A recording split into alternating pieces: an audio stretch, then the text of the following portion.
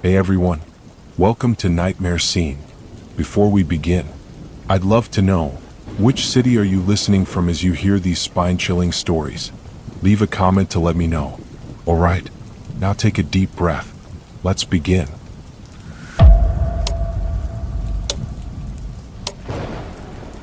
I was driving home late at night after a long day at work. The clock on the dashboard blinked 2:17 a.m., and the road ahead was dark, illuminated only by the faint glow of my car's headlights. It was a remote route through quiet suburban neighborhoods, and with the lack of traffic, the solitude of the drive was comforting, albeit a little eerie. The rain that had been falling steadily all evening was now reduced to a mist, leaving the asphalt slick. 5 minutes into the drive, I noticed a pair of headlights in my rearview mirror. A blue car had pulled out of a side street and was following me. At first, I thought nothing of it. It wasn't unusual for other cars to be on the road this late. But as I turned onto increasingly obscure streets toward my neighborhood, the blue car stayed behind me, matching my turns perfectly. I told myself it was just a coincidence. Maybe they lived nearby or were simply going in the same direction. Still, I couldn't shake the unease creeping up my spine. I decided to test my theory. At the next intersection, instead of heading straight as planned, I turned left onto a less traveled road. The blue car followed. Now my heart was racing. I gripped the steering wheel tighter, my palms slick with sweat. I tried to reason with myself. Maybe they were just lost. But when I slowed down slightly, the car did too, maintaining the same unnervingly close distance. The situation escalated when the blue car's headlights suddenly flashed at me. A high beam, then a low beam. It was almost as if they were signaling me, though the intent was unclear. I considered pulling over, but the thought of being stationary with an unknown threat behind me was terrifying. The worst came moments later. My dashboard lit up with a warning, low tire pressure. My stomach dropped. It seemed too coincidental, especially with the erratic behavior of the car behind me. I knew I had to get home or at least to a safer, more public area. As I approached the final stretch before my neighborhood, the flat tire indicator switched on. The car began to pull slightly to the left, and I could feel the metallic grind of the wheel on the rim. Reluctantly, I slowed down and pulled over to the side of the road. The blue car followed suit, parking a few feet behind me. Its headlights were blinding, making it impossible for me to see who was inside. My pulse quickened as I tried to figure out my next move. I reached for my phone but realized in horror that I had left it charging at work. Just then, the blue car's engine cut off and 3 men stepped out. I could see their dark silhouettes moving toward me. The lead figure carried what looked like a crowbar. My hands trembled as I scrambled to lock the doors. My mind raced, and I silently cursed myself for not keeping a weapon or anything for self-defense in the car. One of the men approached my driver's side window, tapping it lightly with the crowbar. His voice was muffled, but he seemed to be demanding that I step out. I shook my head and mouthed, "No," hoping to buy time. The man's demeanor shifted immediately. He raised the crowbar and struck the window once, then twice. Cracks spiderwebbed across the glass. Adrenaline kicked in. I slammed the car into reverse, flooring the gas pedal. The vehicle lurched backward, startling the men and forcing them to scatter. I turned the wheel sharply and sped off, my car groaning under the strain of the damaged tire. In my rearview mirror, I saw the men rush back to their car. Their headlights flared to life as they began to chase me again. At this point, my only thought was to get to the nearest gas station or somewhere populated. The grinding of the rim against the road was deafening, and the car wobbled precariously. I spotted a convenience store ahead, its bright fluorescent lights a beacon of hope. I pulled into the parking lot, nearly losing control as I braked hard. I threw the car into park and jumped out, yelling for help. The clerk inside stared at me in shock, and I banged on the locked glass doors. Behind me, the blue car skidded to a stop at the lot's entrance. The 3 men hesitated when they saw the bright lights and security cameras. For a moment, they seemed to deliberate. Then, without stepping out, they reversed and sped away into the night. My chest heaved as I watched their taillights disappear. The clerk finally unlocked the door, letting me in, and I called the police. When the officers arrived, I gave them a detailed description of the car and the men, though in the darkness and chaos, I hadn't gotten a clear look at their faces. The police commended my quick thinking, but they had little to go on. Tire spikes, they said, were often used by criminals to disable vehicles in remote areas. To this day, I don't know what those men wanted, my car, my possessions, or something far worse. What chills me the most is that if I hadn't acted quickly, I might not have made it home that night. Now, every time I see a pair of headlights behind me on a dark road, I can't help but feel a surge of paranoia.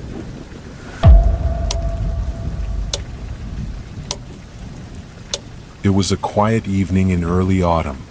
I had just moved into a quaint suburban house a few weeks ago. It wasn't a luxurious place, but it had a cozy charm. Nestled in a quiet cul-de-sac, the neighborhood seemed perfect for someone like me who preferred solitude. The only sounds at night were the occasional rustling of leaves or a distant bark from a neighbor's dog. That particular night, I was curled up on the couch with a book. The soft glow of a single lamp illuminated the living room, casting long shadows across the walls. At around 11 p.m., I decided to call it a night. I switched off the lights, made sure the front and back doors were locked, and headed upstairs to bed. I had just settled in under the covers when I heard the faint chime of the doorbell. My heart skipped a beat. Who could possibly be visiting this late? I hesitated, straining my ears to make sure I hadn't imagined it. The doorbell rang again, more insistently this time. I grabbed my phone and cautiously made my way downstairs. Peeking through the peephole, I saw nothing but the dimly lit porch and the street beyond. No one was there. I waited for a few moments, feeling the tension in my chest. Then, deciding it was probably just a prank, I went back upstairs. But the doorbell rang a third time. This time it was followed by a faint tapping on the window next to the door. My stomach churned. Someone was definitely outside. I stayed still, frozen in place, hoping whoever it was would leave. But the tapping grew louder, more persistent. Summoning my courage, I grabbed a flashlight and returned to the front door. Slowly, I pulled back the curtain covering the small window next to it. My breath caught in my throat. A dark figure stood just beyond the porch light's reach, barely visible. "Who's there?" I called out, trying to keep my voice steady. The figure didn't respond. Instead, they took a step closer and I could see their silhouette more clearly, a tall, lanky person wearing what looked like a hooded jacket. My mind raced. Should I call the police? Was this just a neighbor in distress? Before I could decide, the figure turned abruptly and disappeared into the darkness. I spent the next hour checking all the windows and doors, making sure everything was locked. My heart was still pounding when I returned to bed, but eventually, exhaustion overtook me, and I drifted into an uneasy sleep. At around 3 a.m., a loud, deliberate banging at the back door jolted me awake. I shot up, adrenaline coursing through my veins. Grabbing my phone and a heavy flashlight, I tiptoed down the stairs, my every step echoing in the quiet house. The back door had a small glass pane at the top, and through it I could see movement. Someone was there, trying the handle. I turned on the backyard light, hoping to scare them off. The bright illumination revealed the same hooded figure standing inches from the door, now staring directly at me. Panic set in. I ran to the kitchen, grabbed a knife, and ducked behind the counter. Dialing 911 with trembling hands, I whispered to the operator about the intruder. She assured me that officers were on their way and instructed me to stay hidden. The minutes felt like hours. I could hear the intruder pacing outside, tapping on the glass and muttering under his breath. Occasionally, he tried the handle again, jiggling it with increasing frustration. At one point, I heard a scraping sound as if he was using something to try to pry the door open. Finally, the sound of sirens broke the tense silence. The figure bolted, disappearing into the backyard just as the flashing red and blue lights reflected off the walls of my living room. I rushed to the front door to let the police in, relief washing over me. The officers searched the property but found no sign of the intruder. However, they did discover several deep scratches on the back door's frame, indicating that he had been trying to break in. One officer mentioned that there had been reports of a suspicious person in the area over the past few weeks, but no one had been caught. The next day, I installed security cameras around the house. For weeks after the incident, I jumped at every little noise, constantly checking the footage. While the figure never returned, the memory of his shadowy presence haunted me. To this day, I wonder what his intentions were. Was he simply trying to scare me, or was it something far more sinister? All I know is that the sound of a doorbell ringing late at night will never feel the same again.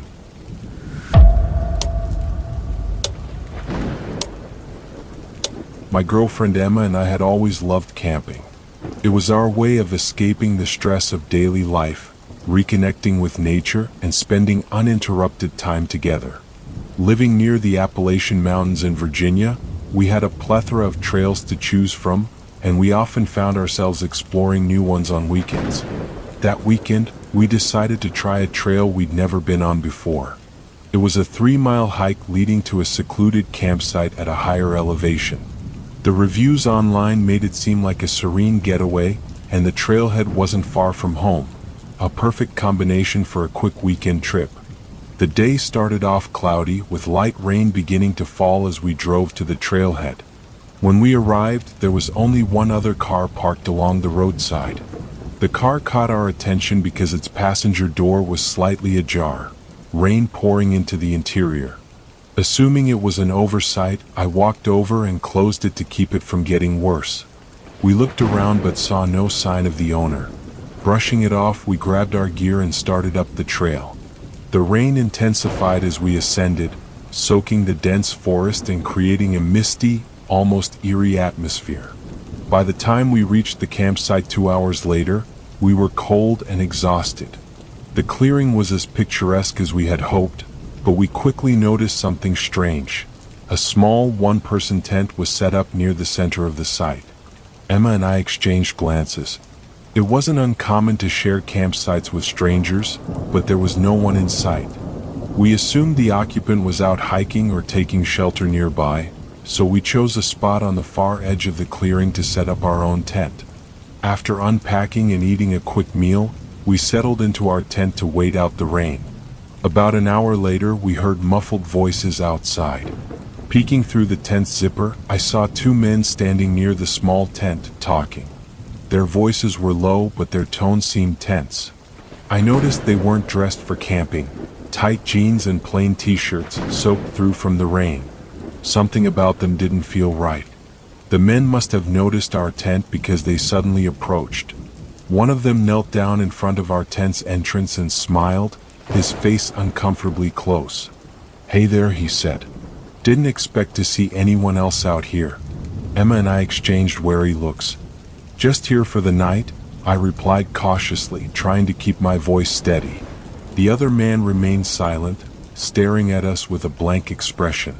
After an awkward pause, they returned to their tent. I zipped our tent shut and whispered to Emma that we should stay alert.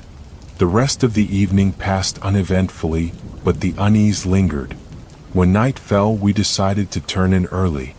I lay awake for a long time, straining to hear any movement outside. Around midnight, I finally drifted off. I woke up hours later to the sound of distant voices. At first, I thought it was part of a dream, but the voices grew louder and seemed to be coming from behind our tent. Heart pounding, I grabbed a flashlight and unzipped the entrance just enough to peek out. The 2 men were standing just a few feet away, partially obscured by the trees. They were facing our tent, motionless and silent now. Their expressions were unreadable, and their presence sent a chill down my spine. They weren't holding flashlights or any camping gear, just standing there, staring. I turned to Emma, who was now fully awake and equally terrified. "We need to leave," I whispered. She nodded, and we began packing as quietly as possible. I grabbed my pocket knife for a semblance of protection. As we worked, I glanced outside again. The men hadn't moved. They stood in the same spot, their eyes fixed on our tent. The rain had soaked their clothes to the point where they clung to their bodies, making their presence even more unsettling. We decided to abandon most of our gear, taking only essentials. I whispered for Emma to start down the trail while I kept watch. The moment she moved, the men stepped closer. That was enough for me. I grabbed her hand and we sprinted toward the trail. The forest was pitch black, and the rain made the trail slippery and treacherous. We didn't dare look back, but I could hear branches snapping behind us. Whether it was the men or just the forest playing tricks, I didn't want to find out.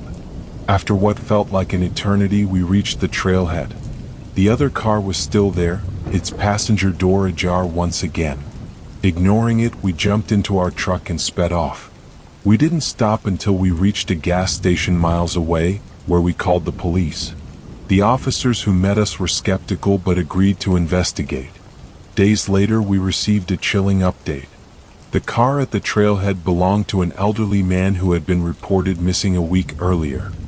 His belongings were found in the tent at the campsite, but there was no sign of him or the two men.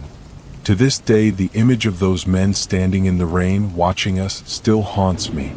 I can't help but wonder what would have happened if we had stayed even a moment longer.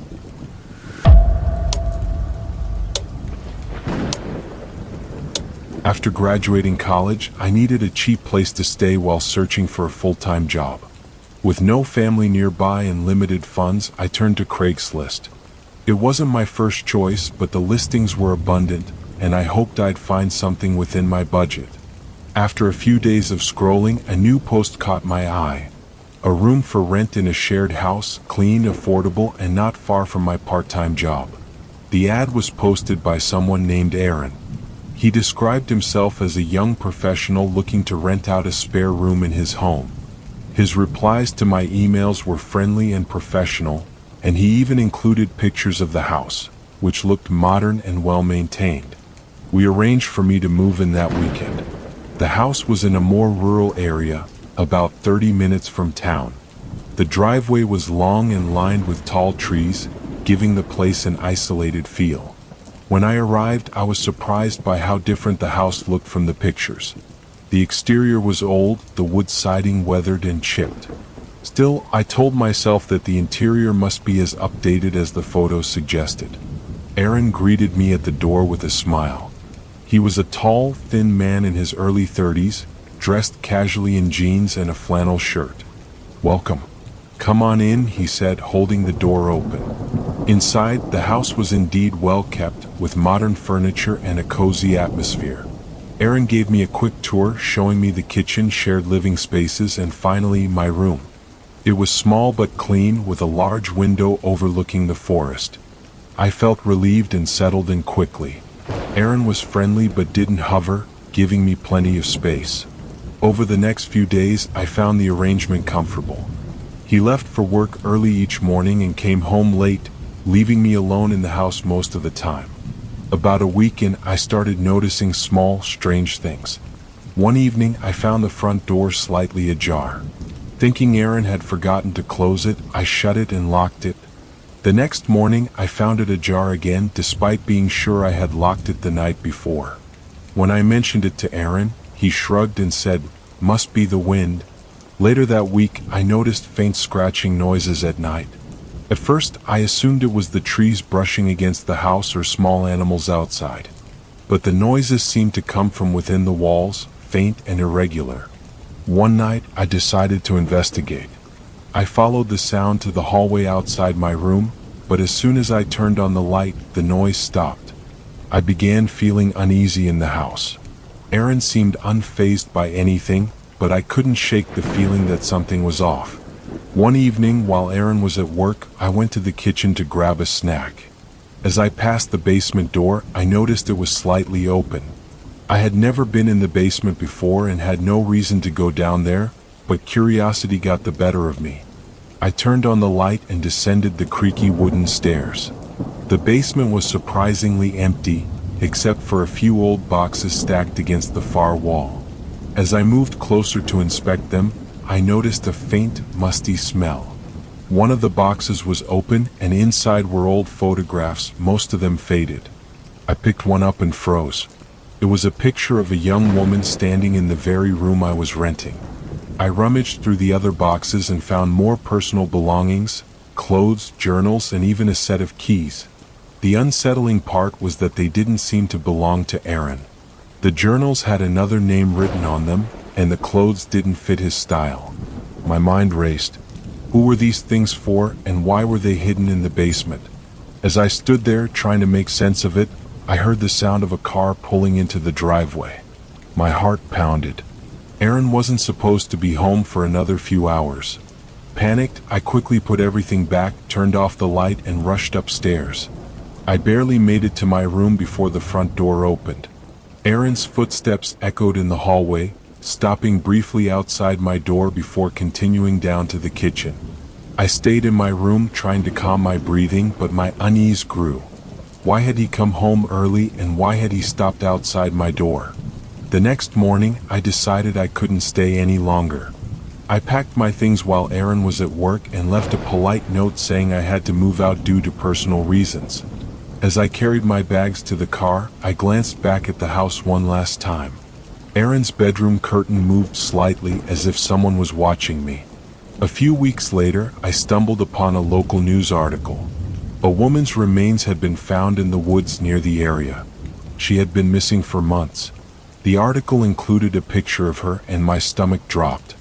It was the same woman from the photograph in the basement. I never contacted Aaron again. To this day, I wonder if he had anything to do with her disappearance. The thought of what might have happened if I stayed a moment longer still chills me. Sometimes cheap rent comes at a much higher cost.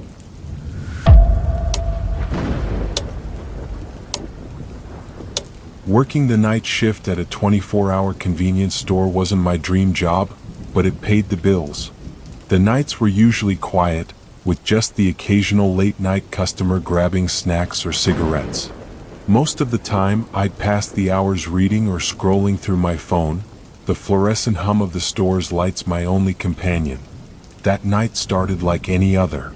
It was a little past midnight, and the streets outside were empty. The store sat at the corner of a quiet intersection, the only sign of life for miles. I was stocking shelves near the back when I heard the bell above the entrance jingle. Turning to greet the customer, I saw a man step inside. He looked disheveled, his hoodie pulled up despite the warm weather, and his jeans were dirty as if he'd been walking for a long time. He didn't meet my eyes, instead heading straight to the back of the store near the refrigerated drinks. Something about him felt off. It wasn't unusual to get strange customers during the night shift, but this guy's behavior was unsettling. He didn't seem to be looking for anything in particular, just pacing slowly between the aisles, occasionally glancing toward the counter where I stood. "Let me know if you need anything," I called out, trying to sound casual. He didn't respond, only pausing briefly before continuing his aimless wandering. After a few minutes, he approached the counter with a single item, a bottle of water. As I rang it up, he finally looked at me. His eyes were bloodshot, and his gaze was intense, almost predatory. "Busy night?" he asked, his voice raspy. "Not really," I replied, forcing a polite smile. "Just the usual." He nodded slowly, taking the water without saying anything else and heading back toward the door. I let out a quiet sigh of relief as the bell jingled again, signaling his departure. But instead of leaving, he stopped just outside the glass doors, standing still and facing the street. For the next several minutes, he lingered there, occasionally turning to look back into the store. I pretended to focus on some paperwork behind the counter, hoping he'd get bored and leave. Instead, he took a few steps back toward the entrance and pressed his face against the glass, peering inside. My unease grew. I debated calling the police, but I didn't want to overreact. Maybe he was just drunk or mentally unwell. Still, I couldn't ignore the way he stared, as if trying to decide something. Eventually, he walked out of sight. I exhaled, thinking it was over. But just as I was about to relax, the power flickered, plunging the store into darkness for a brief moment before the emergency lights kicked on. My heart raced as I fumbled for my phone, only to realize the Wi-Fi was down. The security cameras, which were linked to the store's network, had also gone offline. That's when I heard the sound, faint at first but unmistakable. Someone was tapping on the back door. The convenience store had a locked rear exit used for deliveries, accessible only from an alleyway. My stomach churned as I tried to convince myself it was just a coincidence. Maybe it was the wind, or maybe another delivery truck had come by mistake. Grabbing the store's cordless phone, I stepped cautiously toward the back. "Hello?" I called out, my voice shaking slightly. The tapping stopped. For a moment there was silence. Then a voice, muffled but clear enough to send chills down my spine, called out, "Let me in." I forgot something. It was him. The same raspy voice from earlier. He must have circled around to the back. My grip tightened on the phone as I dialed 911, whispering to the operator about the situation. She assured me officers were on their way and told me to stay put. The tapping turned into pounding. The man was no longer pretending to be polite. He banged on the door with increasing force, shouting incoherently. I retreated to the front of the store, clutching the phone like a lifeline. Minutes felt like hours. The pounding suddenly stopped, replaced by an eerie silence. I strained my ears, trying to detect any movement, but all I could hear was the hum of the emergency lights. Then, from the corner of my eye, I saw him. He had returned to the front of the store, standing just outside the glass doors again. This time he was holding something, a crowbar. I froze, unsure of what to do. He raised the crowbar and struck the glass once, then twice. The door didn't break, but cracks began to spiderweb across the surface. I backed away, my heart hammering in my chest. Just as the glass looked ready to give way, red and blue lights flashed outside. The man turned, his expression briefly startled, before he dropped the crowbar and bolted into the night. 2 police officers chased after him while a third approached the store to check on me. After giving my statement, I learned the man had been caught a few blocks away. He was unarmed, but his behavior suggested he might have been on drugs or suffering from a mental breakdown. The police assured me that I had done the right thing by calling them and that the man likely wouldn't be a threat anymore. Even so, I couldn't shake the feeling of vulnerability. Working the night shift had always been a bit lonely, but after that night, the solitude felt oppressive. Every time the bell above the door jingled, I'd brace myself, half expecting to see his shadowy figure again. Some nights, I still wonder what might have happened if the police hadn't arrived in time.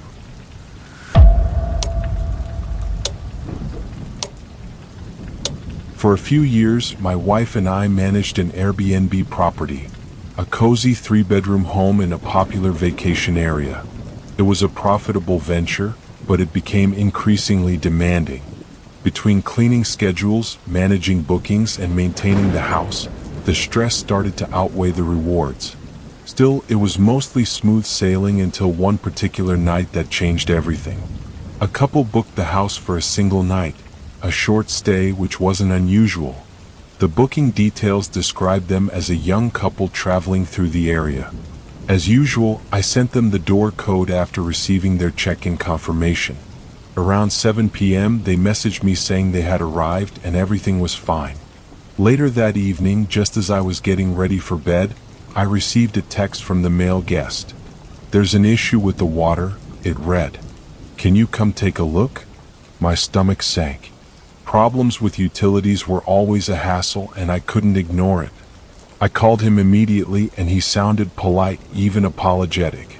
He said the faucets weren't working at all. I assured him I'd be there shortly and grabbed my toolbox before driving to the property. When I pulled into the driveway, something struck me as odd. There were 2 cars parked out front.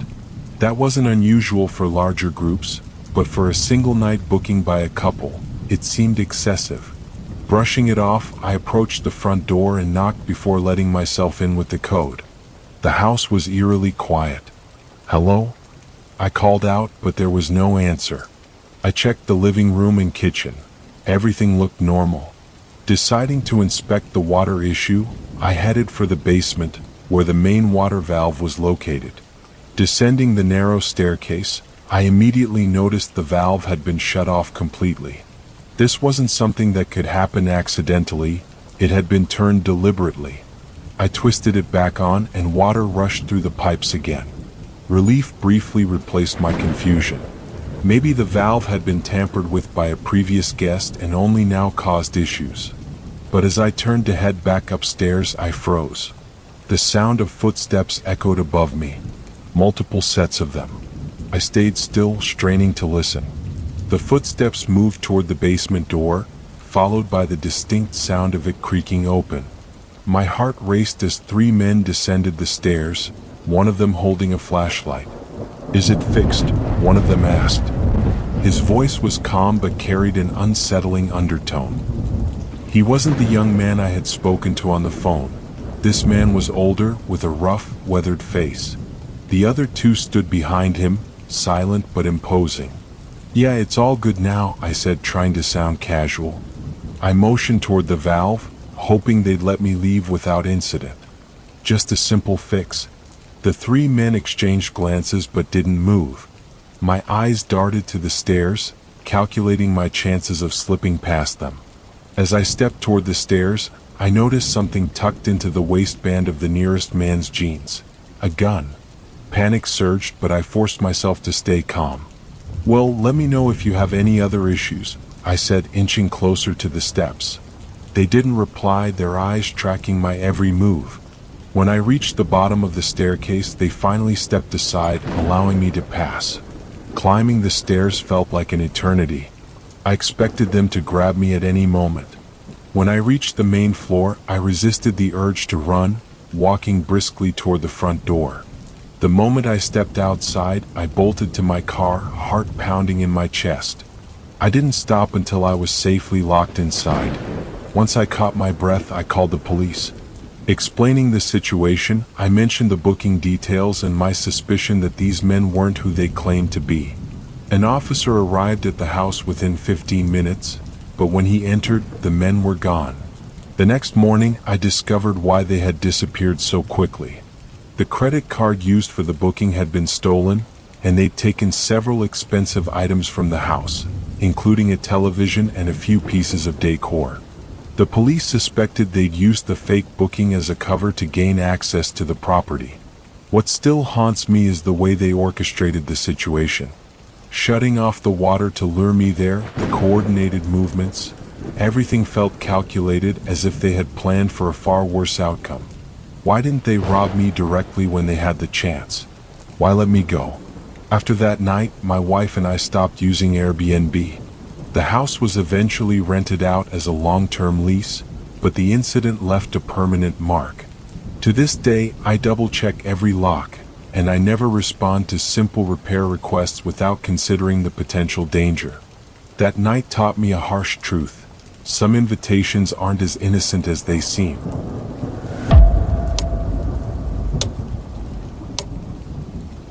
During my college years, I worked as a babysitter for extra income. Most of my gigs were uneventful, and I preferred it that way. My favorite family to work for had a quiet 4-year-old boy named Max.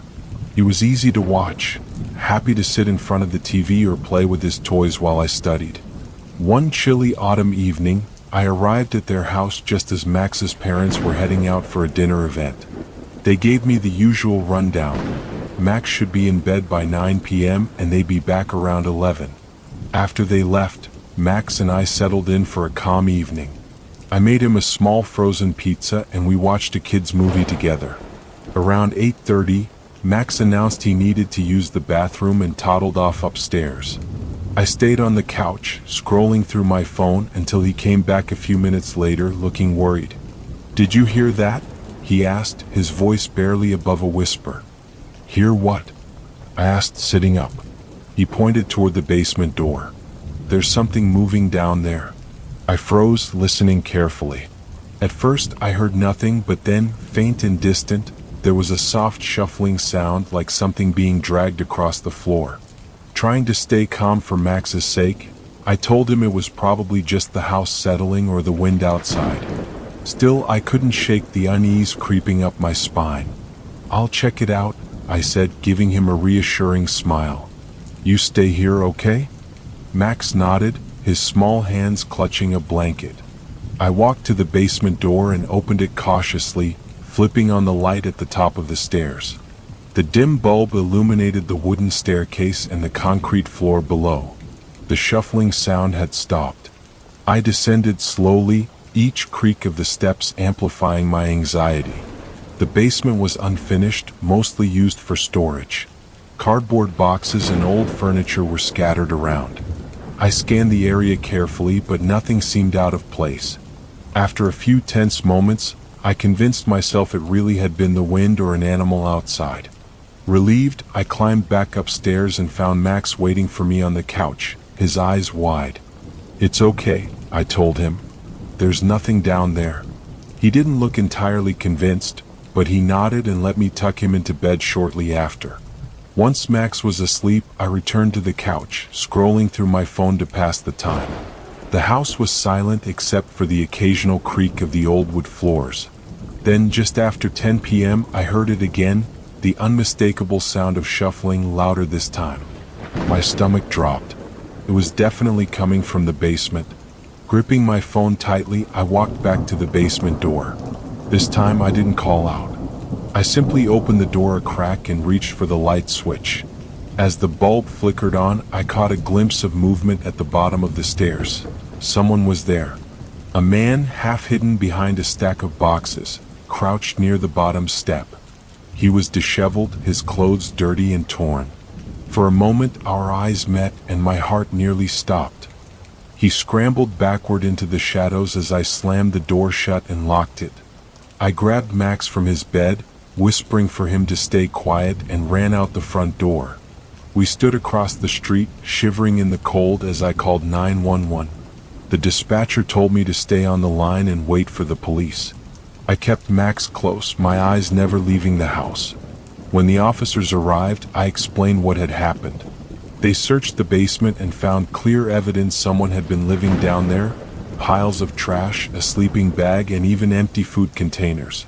But the man himself was gone, likely slipping out through the basement's small ground-level window before they arrived.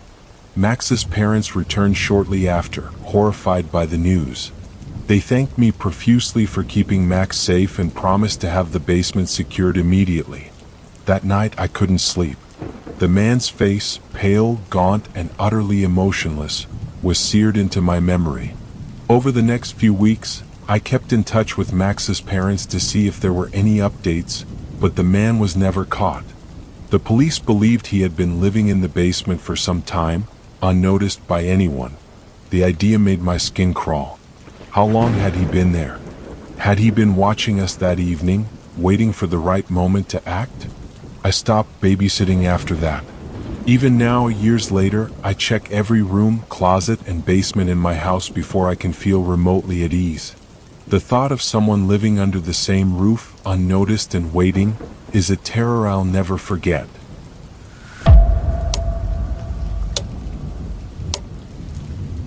I've always been an avid hiker, and so are my two closest friends, Daniel and Mia. Over the years, we've tackled dozens of trails together, some easy, others grueling. But nothing prepared us for the trail that still haunts my memories, the one where everything went terribly wrong. It was early spring and the weather was perfect for an overnight hike. We decided on a lesser-known trail deep in the Blue Ridge Mountains. It was remote and challenging, but we were experienced and eager for the adventure. The plan was simple: hike up to a campsite marked on the map, spend the night, and head back down the next day. The first few hours of the hike were uneventful.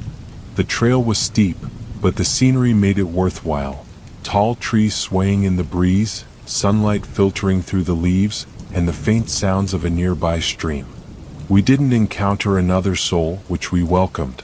Solitude was part of the charm. About halfway up, we came across an abandoned backpack lying on the side of the trail. It was old and torn, its contents scattered around: a rusted water bottle, a weathered map, and a few food wrappers. Mia bent down to inspect it. "Looks like someone's been here a while ago," she said. But Daniel frowned. "Or recently. These wrappers don't look too old." The thought lingered in the back of my mind as we continued. It wasn't until we reached the campsite that unease began to set in. The site was marked by a small clearing surrounded by dense woods, with a fire pit in the center.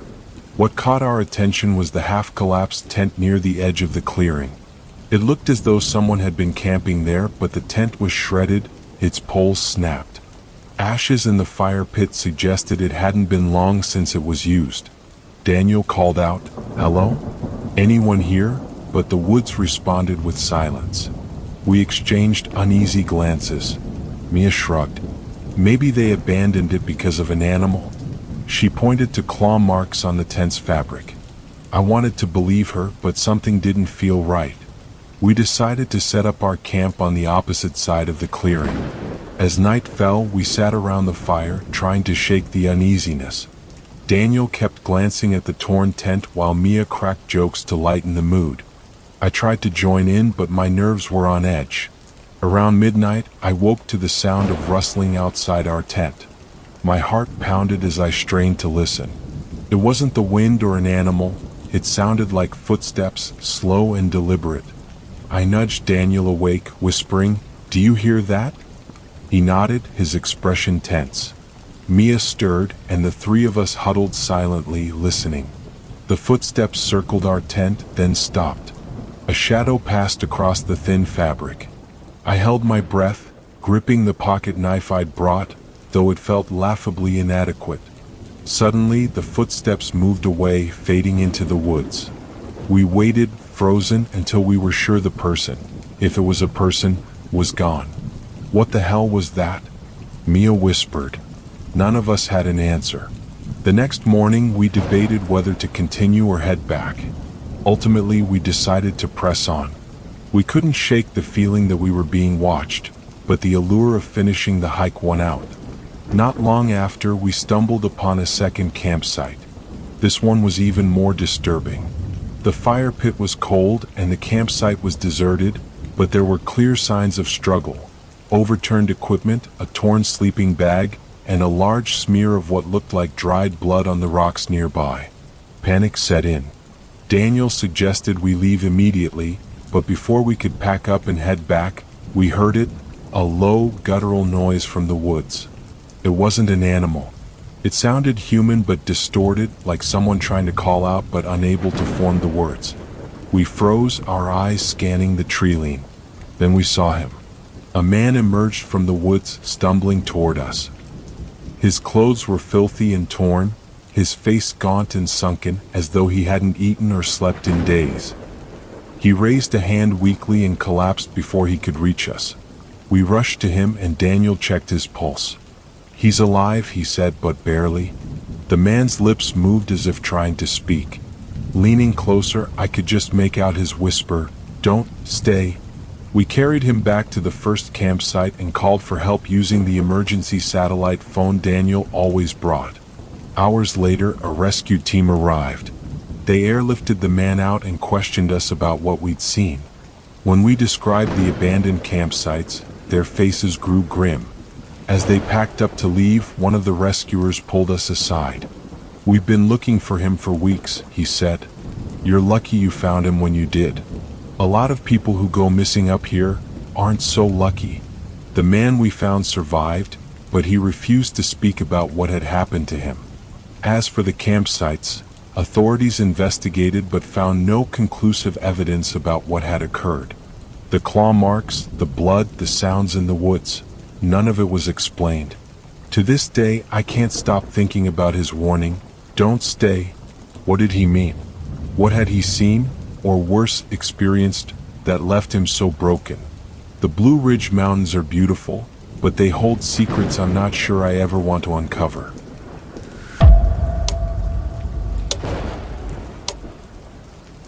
It was a Friday night, and I had just finished a long shift at the bar where I worked part-time. Exhausted and eager to get home, I called for a rideshare. It was close to 1 a.m. and the streets were eerily quiet. The app confirmed my driver, a man named Paul, was 2 minutes away. The car, a black sedan, pulled up right on time. I climbed into the back seat, muttering a quick thanks as I buckled up. Paul didn't say much, which suited me just fine. He looked like an average middle-aged guy, clean-shaven, wearing a baseball cap and a plain t-shirt. The car smelled faintly of air freshener and soft music played from the radio. As we pulled away from the curb, I glanced at my phone to check the route. Everything seemed fine.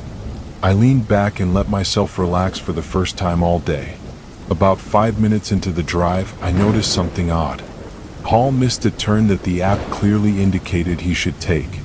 I think you were supposed to go left back there," I said, trying to keep my voice casual. Paul didn't respond immediately. He just kept driving, his eyes fixed on the road. Finally, he said, "Don't worry. I know a shortcut." I didn't like the sound of that. My route home was straightforward. There was no need for a shortcut. "Are you sure?" I pressed.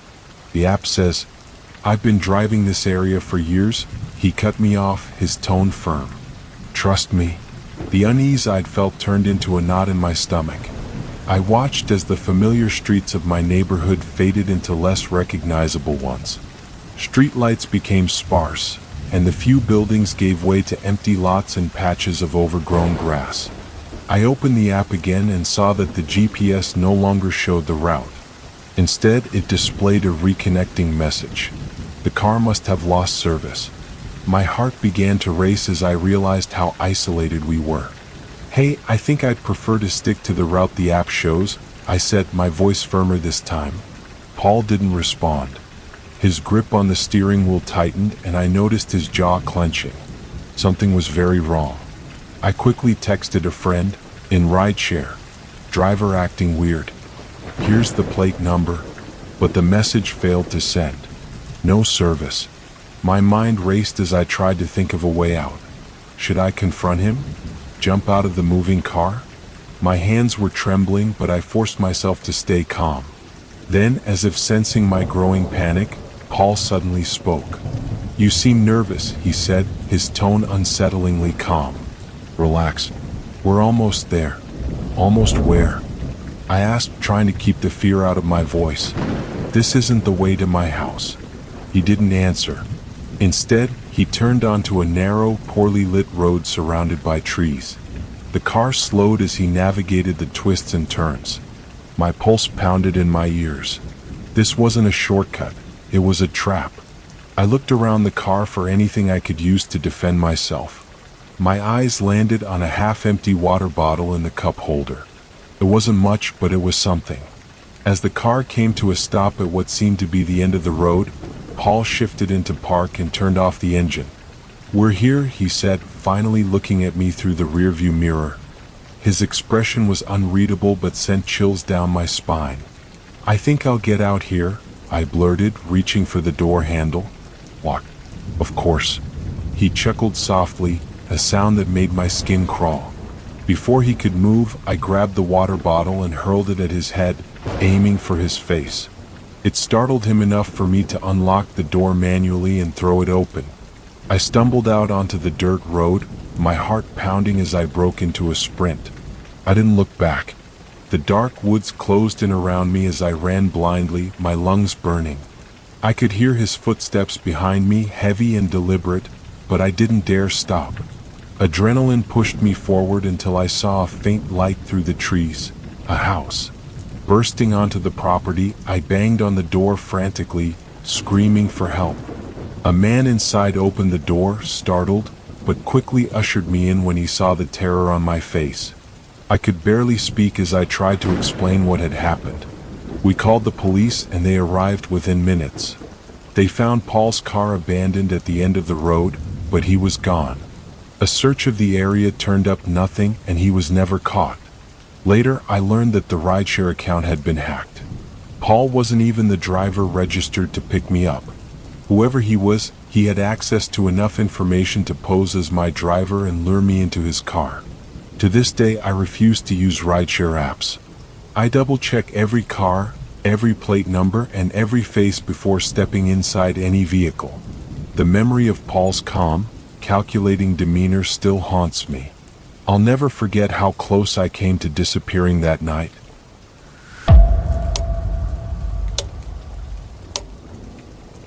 Last summer, I agreed to house sit for a friend who owned a small cabin deep in the woods. The cabin was quaint and rustic, nestled in a secluded clearing miles away from the nearest town. My friend Ethan assured me it was a quiet place, perfect for a week of reading and unwinding. The first couple of days were blissful. I spent my mornings sitting on the porch with a cup of coffee, listening to the birds, and my afternoons hiking the nearby trails. The cabin didn't have Wi-Fi, but I enjoyed the disconnect from the world. By the third night, however, things took a strange turn. It was late, around midnight, and I was lying in bed, drifting off to the sound of crickets chirping outside. Then I heard it, a faint knock at the door. My heart skipped a beat. Who could possibly be out here at this hour? I stayed still, hoping it was just my imagination, but the knock came again, 3 slow, deliberate raps. I got out of bed cautiously and crept to the door. The porch light was on, casting a dim glow over the clearing.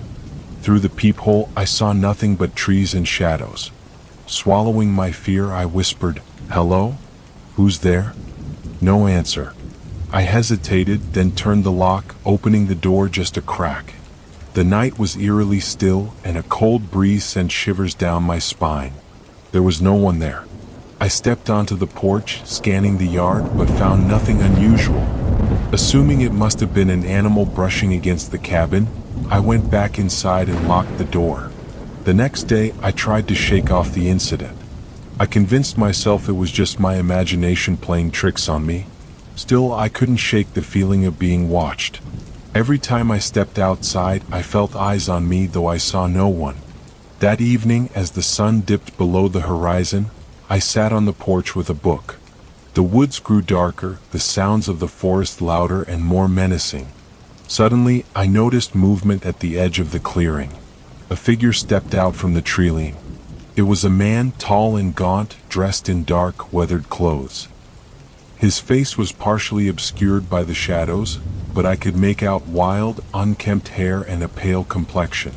He stood perfectly still, just watching me. My pulse quickened. "Can I help you?" I called out, trying to keep my voice steady. The man didn't respond. He tilted his head slightly as if studying me, then stepped back into the woods and disappeared. Shaken, I locked every door and window and called Ethan. He sounded concerned but tried to reassure me. "It's probably just a hiker passing through," he said. "The trails near the cabin aren't heavily used, but sometimes people get lost." I wanted to believe him, but something about the man's demeanor felt wrong. He wasn't lost. He wasn't confused. He was watching. That night I struggled to sleep. Every creak of the cabin made me jump. Around 2 a.m., I woke to the sound of footsteps outside, slow and deliberate, circling the cabin. I stayed frozen in bed, barely breathing, until the footsteps stopped. Summoning every ounce of courage, I got up and peeked through the curtains. The clearing was empty. The only sound was the wind rustling through the trees. I double-checked the locks and eventually fell into a restless sleep. The following morning, I decided to cut my trip short. I packed my things quickly, eager to leave the cabin and the growing sense of dread behind. As I carried my bags to the car, I noticed something on the porch. There were muddy footprints leading up to the door, large, heavy ones. They hadn't been there the night before. I drove straight to Ethan's house, recounting everything that had happened. He listened intently, his expression growing more serious with each detail. When I mentioned the footprints, he paled. "You're sure they weren't there earlier?" he asked. "Positive," I said. "What's going on, Ethan?" He hesitated, then admitted that the cabin had a history. Previous renters had reported strange occurrences, noises in the night, sightings of a man lurking near the woods. One renter even claimed to have seen the man staring through the windows. Ethan had dismissed the stories as paranoia, but now he wasn't so sure.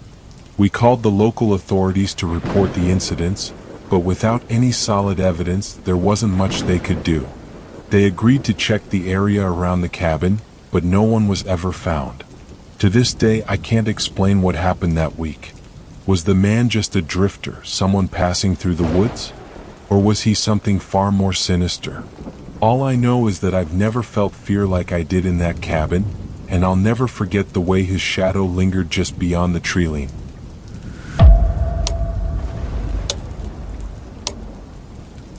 Last year, during one of the harshest winters in recent memory, my cousin Anna invited me to stay at her newly purchased farmhouse in the countryside. She had just moved in and needed help organizing the place. It seemed like a great opportunity to escape the city for a bit, so I agreed without hesitation. The farmhouse was beautiful but isolated. Surrounded by snow-covered fields and dense forest, it was the kind of place that felt both peaceful and eerie. The house itself was old, with creaky wooden floors and a draft that seemed to whisper through the walls. Anna loved it, though she admitted it still needed some work. On the first night, the temperature plummeted. A snowstorm rolled in and the wind howled outside like a restless spirit. We stayed in the living room by the fireplace, chatting and unpacking boxes until late. Anna mentioned that the previous owner, an elderly man, had passed away in the house. He lived here alone for years, she said. The neighbors say he didn't like visitors. I laughed nervously, brushing off the comment, but the idea lingered in my mind as I went to bed. My room was at the far end of the hallway on the second floor. The walls were bare and the single window overlooked the dark forest. As I lay in bed, I could hear the storm raging outside. The house groaned and creaked, settling into the cold night. At around 2 a.m., I woke up suddenly. At first, I wasn't sure why, but then I heard it, a faint tapping sound coming from the window. My heart skipped a beat. The window was on the second floor, and there was nothing outside that could have been causing the noise. For a moment, I thought it might be a branch, but the trees were too far away to reach the glass. I sat up, my breath visible in the icy air, and stared at the window. The tapping continued, rhythmic and deliberate. Gathering my courage, I climbed out of bed and approached the window slowly. I half expected to see a bird or some other animal, but when I pulled back the curtain, there was nothing. Just the darkness of the forest and the swirling snow. Shaking my head, I tried to convince myself it was just the wind playing tricks. I climbed back into bed, pulling the blankets tightly around me. Eventually, I drifted back to sleep. The next morning, over breakfast, I mentioned the sound to Anna. She frowned but didn't seem overly concerned. "This house is old," she said. "It's full of strange noises. You'll get used to it." Her explanation was reasonable, but it didn't sit right with me. The tapping had felt too intentional. That night, the storm grew even worse. Snow piled up against the windows, and the wind howled like a banshee. I stayed up late reading, trying to ignore the unsettling feeling that had followed me all day. Just as I was about to turn off the light, I heard it again, the tapping. This time it wasn't coming from the window. It was coming from the hallway. I froze, the book slipping from my hands. The sound was soft but insistent, like knuckles gently rapping on wood. It moved, growing closer as if someone, or something, was walking down the hall, knocking on each door as it passed. "Anna?" I called out, my voice trembling.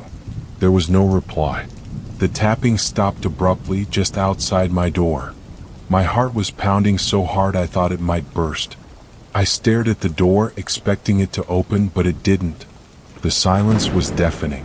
I sat there for what felt like hours, too terrified to move. Finally, I worked up the nerve to open the door. The hallway was empty, dimly lit by the glow of the moon filtering through the window at the far end. I stepped out cautiously, my bare feet cold against the wooden floor. "Anna?" I called again, louder this time. Her door was closed. I crept toward it and knocked softly. "Are you awake?" I asked. No answer. Swallowing my fear, I opened the door. Her room was empty. The bed was unmade and her coat and boots were gone. Panic set in as I realized she wasn't in the house. I hurried downstairs, shouting her name, but the house was still and silent. Then I noticed something odd. The front door was ajar, snow blowing in through the gap. I stepped outside, the freezing wind biting at my skin, and saw footprints in the snow leading toward the forest. "Anna?" I yelled, my voice swallowed by the wind. I followed the footprints, my fear mounting with every step. They led deep into the woods, far beyond where I thought she would go. Just as I was about to turn back, the trail ended abruptly. The snow was pristine beyond that point, undisturbed. There was no sign of Anna. I ran back to the house and called the police. They searched the area for hours but found nothing. No footprints, no signs of struggle, nothing. It was as if she had vanished into thin air. The farmhouse was sold a month later, and Anna's disappearance was classified as a tragic accident. But I'll always remember that house and the strange, deliberate sounds in the night. Some places I've come to believe just don't want to let go of their secrets.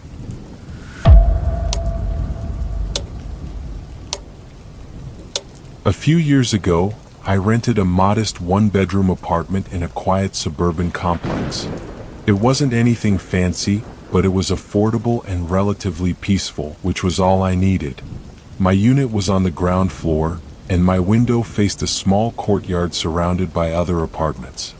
One of these belonged to my upstairs neighbor, a man named George. George was in his late 40s, thin and pale, with a disheveled appearance. He rarely spoke to anyone, and when he did, his tone was clipped and dismissive. Most of the time he kept to himself. I occasionally heard him moving around upstairs late at night, but I figured he was just a night owl.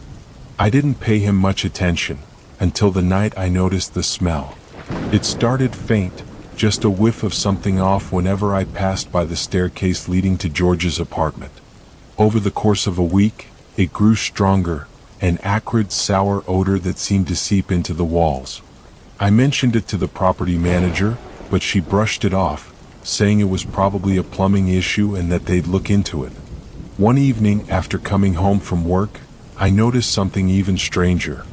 George's lights were on, but his blinds were drawn tight, and there was a faint flickering like the glow of a candle. I didn't think much of it until I saw him.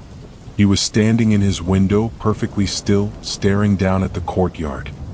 His face was expressionless, almost vacant, but his eyes seemed to burn with intensity. He didn't move even when I waved nervously at him. Creeped out, I hurried inside and locked the door. That night I couldn't sleep. The smell had grown worse, and no matter how much I tried to distract myself, the image of George's unblinking stare stayed in my mind. Around midnight, I heard a series of muffled thuds from upstairs, followed by what sounded like something heavy being dragged across the floor. The noise stopped abruptly, leaving me in an unsettling silence. The next morning as I left for work, I noticed something new. A dark, sticky stain near the edge of the staircase leading to George's apartment. It looked like it had been hastily cleaned but not well enough to hide completely. My stomach churned. I considered calling the police, but I felt ridiculous. What would I even say? That my neighbor was acting strange? That his apartment smelled bad?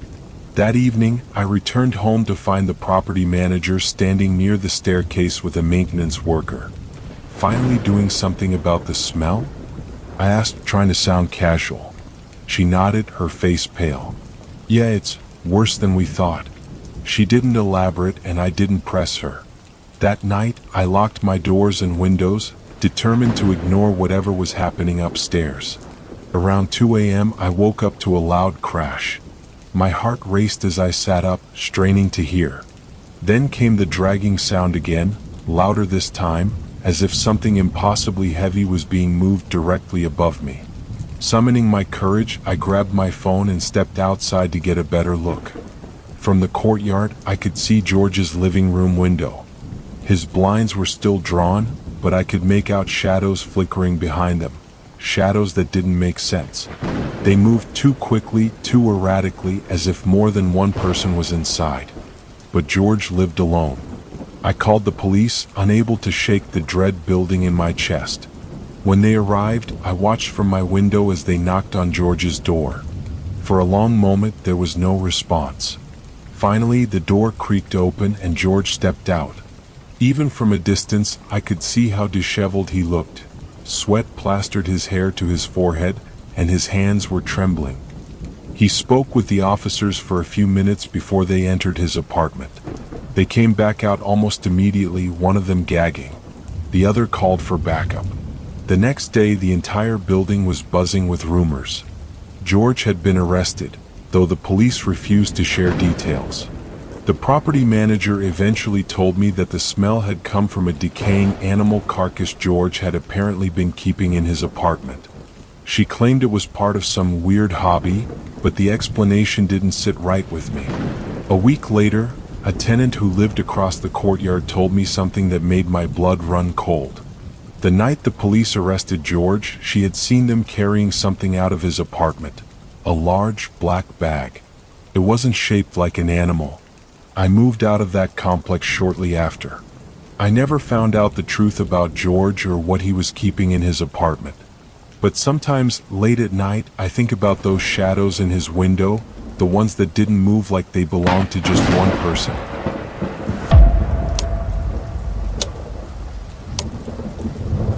During my senior year of college, I worked part-time at the campus library. It wasn't the most exciting job, but it was quiet and I could study during slow shifts. The library closed at midnight and my job was to lock up, shut down the computers, and make sure no one was left inside. Most nights, I was out of there by 12:15. One Friday night, I was alone for the last shift. The library was unusually quiet, even for a weekend. By 11:30, there were only a few students left, and by 11:50, everyone had cleared out. I started my closing routine, walking through the aisles to ensure no one was lingering. When I reached the second floor, I thought I heard faint whispers coming from one of the back corners. I stopped, straining to listen. The sound was so faint I couldn't tell if it was real or just my imagination. "Hello?" I called out, my voice echoing in the empty space. No response. I walked to the corner, shining my phone flashlight into the shadows, but found nothing.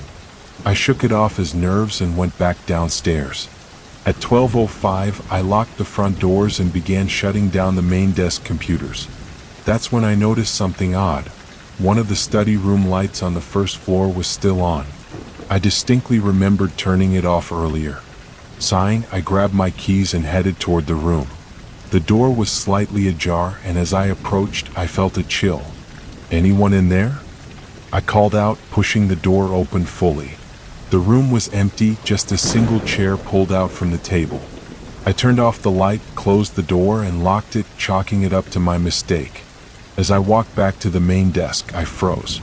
One of the computers I had already shut down was on again, its screen glowing softly in the darkness.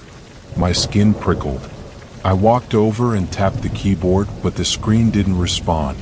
It was frozen on a single Word document. The document was blank except for one line of text at the top. "Who's still here?" I stared at the screen, my heart racing. I quickly shut the computer down again and tried to convince myself it was some kind of glitch. But as I turned back toward the desk, I saw movement out of the corner of my eye. Something darted past the aisle at the far end of the library. "Hello?" I called out, louder this time. My voice wavered. No response. Grabbing my bag, I decided I'd had enough for the night. I didn't bother finishing the rest of my tasks. As I hurried toward the exit, I heard a faint scraping sound behind me, like something being dragged across the floor. My steps faltered and I forced myself to turn around. The sound wasn't coming from the ground. It was coming from above. Slowly, I looked up and saw something hanging from the rafters. A figure swaying gently, its head tilted as if watching me. Its eyes reflected the dim light, glowing faintly. I stumbled backward, my foot catching on a chair. I fell hard, my head hitting the corner of a desk. Pain shot through my skull as the room spun. The scraping sound grew louder, closer. When I forced my eyes open, the figure was no longer above me. It was standing just a few feet away. Its face was a blur, shifting like smoke, but its outstretched hand was all too real. I scrambled backward, reaching for my bag and the keys inside. The figure loomed closer, the faint smell of decay filling the air. With trembling hands, I threw the keys at the figure. They passed right through it, clattering to the floor. My heart thundered in my chest as I realized there was nothing I could do. The figure reached for me, its hand cold and weightless as it brushed my face. Just then the emergency lights flickered, and the figure dissolved into shadow. I didn't hesitate. I grabbed my bag, ran for the door, and didn't look back. When I reached the parking lot, I locked myself in my car, shaking and gasping for air. The next morning, I returned to the library with my supervisor. Everything seemed normal. No lights left on, no computers running, and no sign of what I'd seen. But as I cleaned up my workstation, I noticed something chilling. My keys, the ones I had thrown, were back on the desk, perfectly aligned with a single note on a piece of paper. It read, "I'm still here."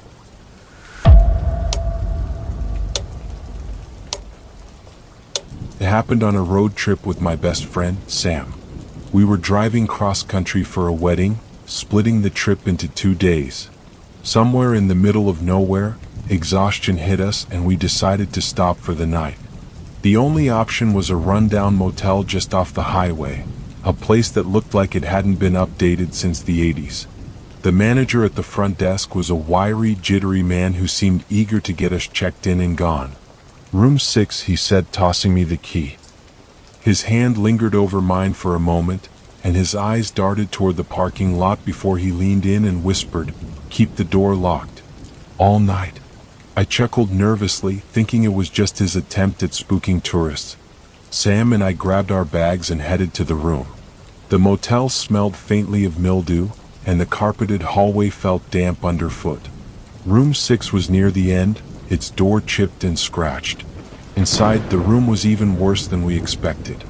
A single dim light bulb flickered overhead, the walls were stained yellow with age, and the air smelled stale, like it hadn't been aired out in years. The bedspread was an ugly floral print, and there was an ancient boxy TV sitting on a scratched-up dresser. We laughed about it, cracking jokes to lighten the mood, but deep down I couldn't shake a feeling of unease.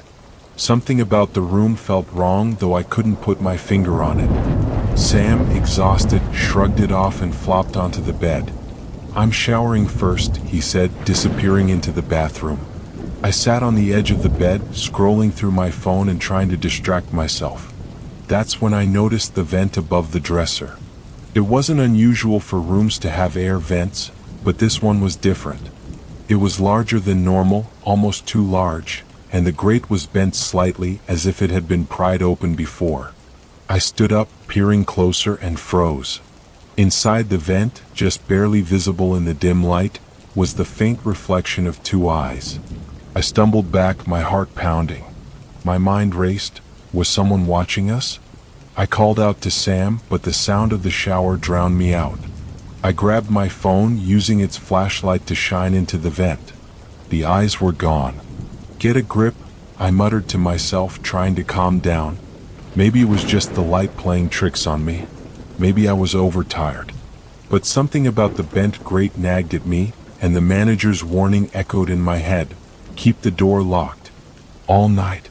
Sam came out of the bathroom a few minutes later, towel draped around his shoulders.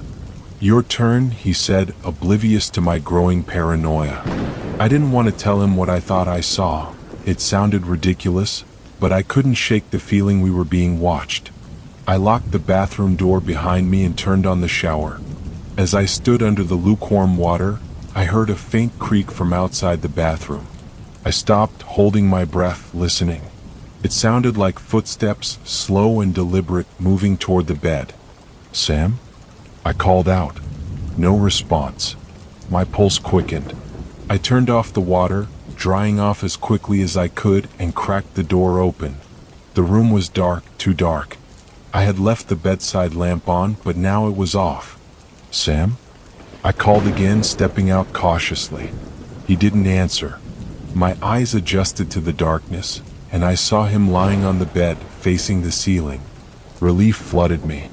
"You scared me," I said, walking toward him. But as I got closer, I stopped. Something was wrong.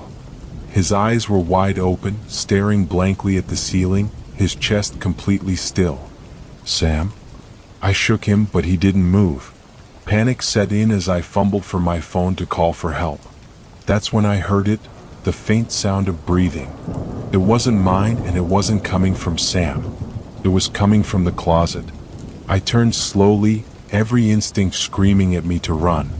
The closet door was slightly ajar, and the shadows inside shifted ever so slightly. My hands trembled as I grabbed the lamp from the bedside table, holding it like a weapon. "Who's there?"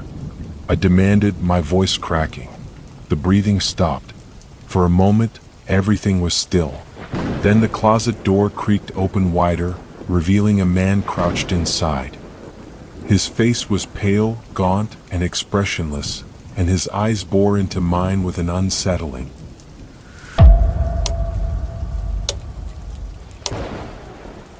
A year ago, I moved into an old townhouse in a quiet neighborhood. The place had its quirks, creaky floors, drafty windows, but it was spacious and affordable. The previous owner had left in a hurry, leaving behind a lot of junk in the basement.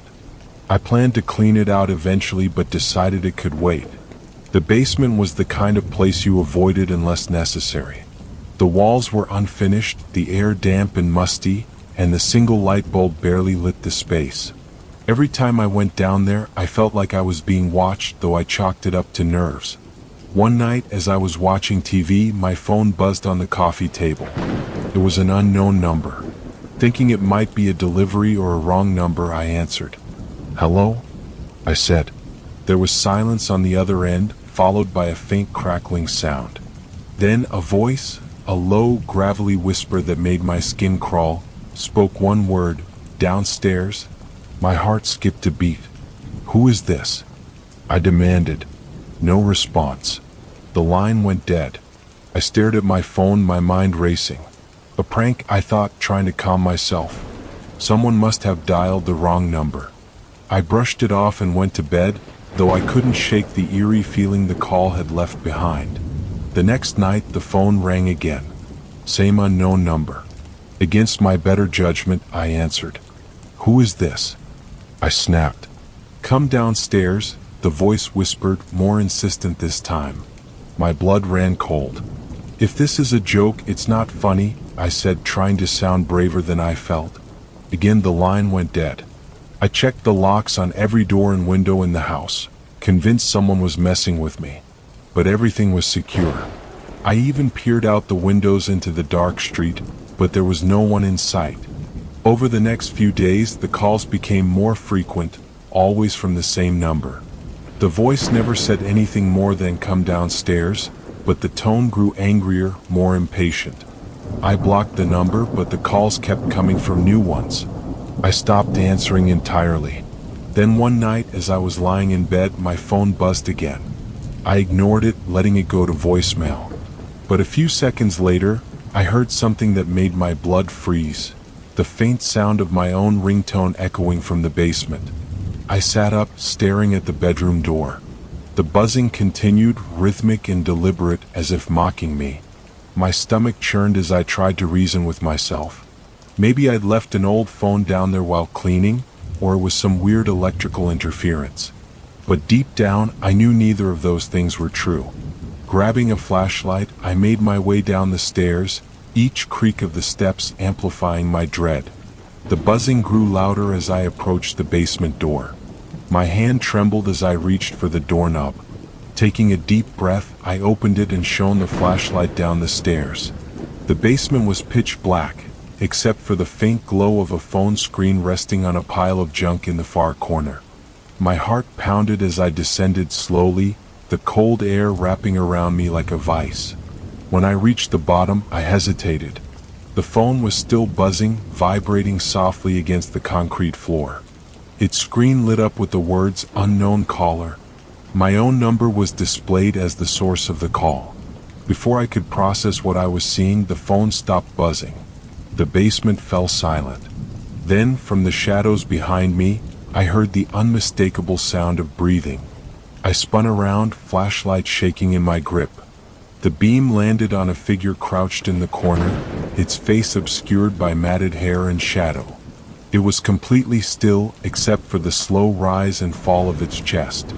My scream caught in my throat as the figure lurched forward, its movements jerky and unnatural. I stumbled backward, tripping over the phone and crashing onto the concrete. The flashlight rolled out of my hand, its beam flickering wildly. Scrambling to my feet, I bolted up the stairs, slamming the door shut behind me. I locked it and pressed my back against it, heart hammering in my chest. The house was deathly quiet, but I swore I could feel something pressing against the other side of the door. I didn't sleep that night. The next morning, I packed a bag and left, calling the landlord to tell him I was moving out immediately. He seemed unsurprised, almost resigned, as if he'd heard this before. "I'll send someone to check the basement," he said flatly. I didn't ask what he meant. I didn't want to know. I never went back to that house. Months later, out of curiosity, I searched for news about the property. The only thing I found was a brief article from years earlier about a man who had disappeared while living there. His last known location? The basement.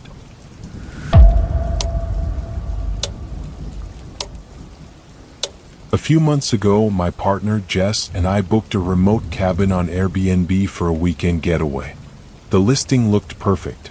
A cozy one-bedroom cabin surrounded by dense forest, promising a peaceful retreat from the city.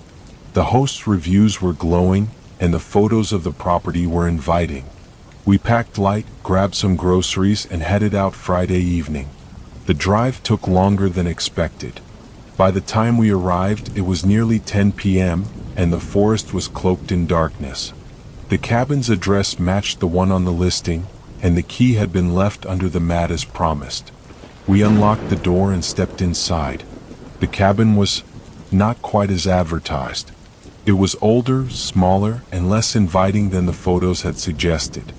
The furnishings were mismatched, the floors creaked with every step, and a musty smell lingered in the air. Jess shrugged it off, saying, "The pictures were probably outdated. Let's make the best of it." Still, something about the place felt off. The air inside was heavy, and I couldn't shake the feeling that we weren't entirely alone. But after a long drive, we were too tired to care. We unpacked, made some tea, and settled in for the night. As Jess showered, I wandered through the cabin, trying to get a feel for the place. In the bedroom, I noticed something odd. The closet door was ajar, just a crack, as if someone had left it in a hurry.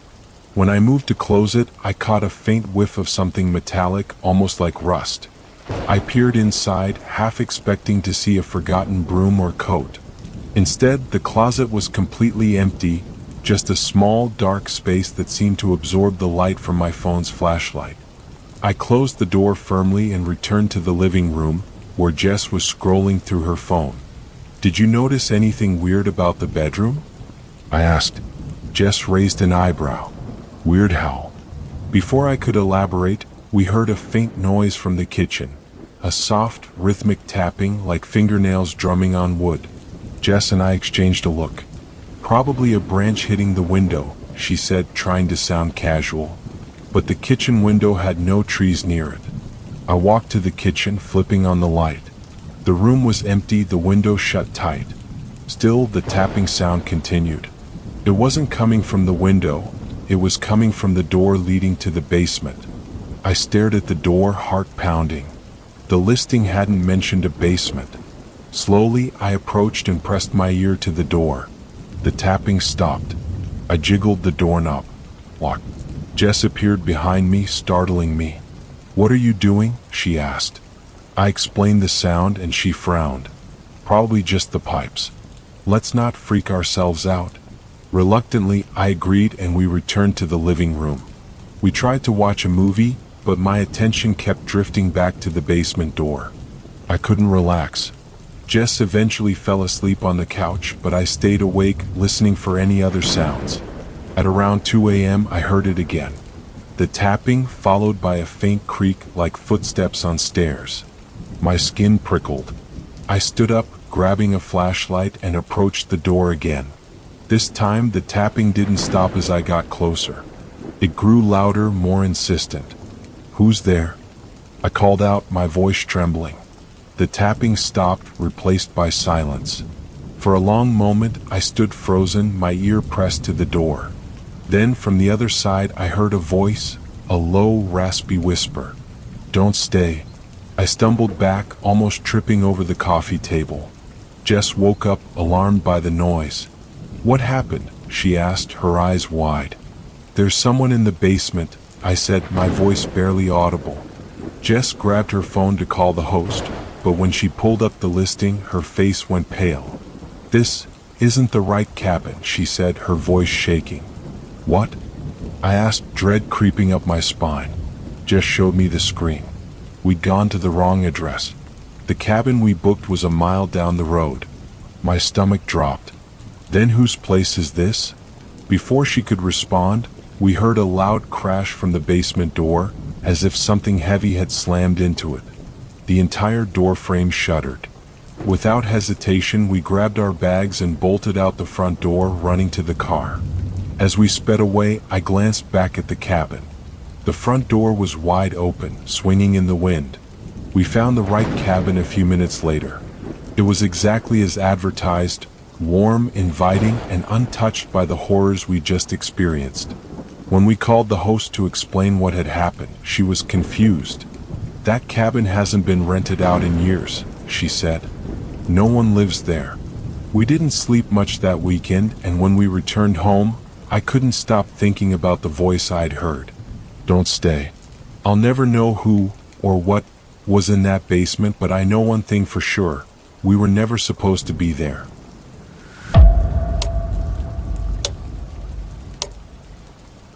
It was a late October night, and I was driving home from a weekend visiting my parents in a small town a few hours away. The drive was familiar, mostly winding back roads flanked by forests. By the time I left, it was already dark, and the road ahead stretched endlessly in the glow of my headlights. About halfway home, I stopped at a gas station in a sleepy little town to refuel. The station was nearly empty, save for a bored-looking attendant behind the counter and an older man parked at the far end, sitting in his car. After filling up, I grabbed a coffee from inside and hit the road again. The road grew darker as I drove further into the countryside. The forest on either side of the road seemed to press in closer, and the glow of my headlights felt feeble against the oppressive shadows. I turned on the radio, hoping for some distraction, but every station crackled with static. About 20 minutes later, I glanced in the rearview mirror, and my breath caught. A figure was sitting in the back seat. I froze, my hands tightening on the wheel. The figure was faint, almost like a shadow, but its presence was undeniable. Its head was tilted forward slightly, its outline blending with the darkness. My heart raced as I tried to process what I was seeing. I gripped the wheel tighter, refusing to turn around. "Who's there?" I asked, my voice trembling. The figure didn't move, didn't respond. It just sat there, silent and unmoving. My chest tightened as I fought the urge to swerve off the road. Focusing on the road ahead, I tried to think rationally. Had someone gotten into my car at the gas station? But the doors had been locked, and I hadn't seen anyone approach. The more I thought about it, the less sense it made. I glanced in the mirror again, but the back seat was empty. My pulse slowed slightly, though unease lingered. Was I imagining things? Shaking my head, I tried to dismiss the thought. Maybe I was just overtired. For the next hour, I couldn't stop checking the rearview mirror. Each time, the back seat remained empty. I finally began to relax as the familiar outskirts of my town came into view. The tension in my shoulders eased, and I started to convince myself that it had all been in my head. That's when I saw them again. This time, the figure wasn't in the car. They were standing on the side of the road, just beyond the glow of my headlights. The shape was unmistakable, the same faint silhouette I'd seen in the back seat. My breath hitched as I sped past, not daring to slow down.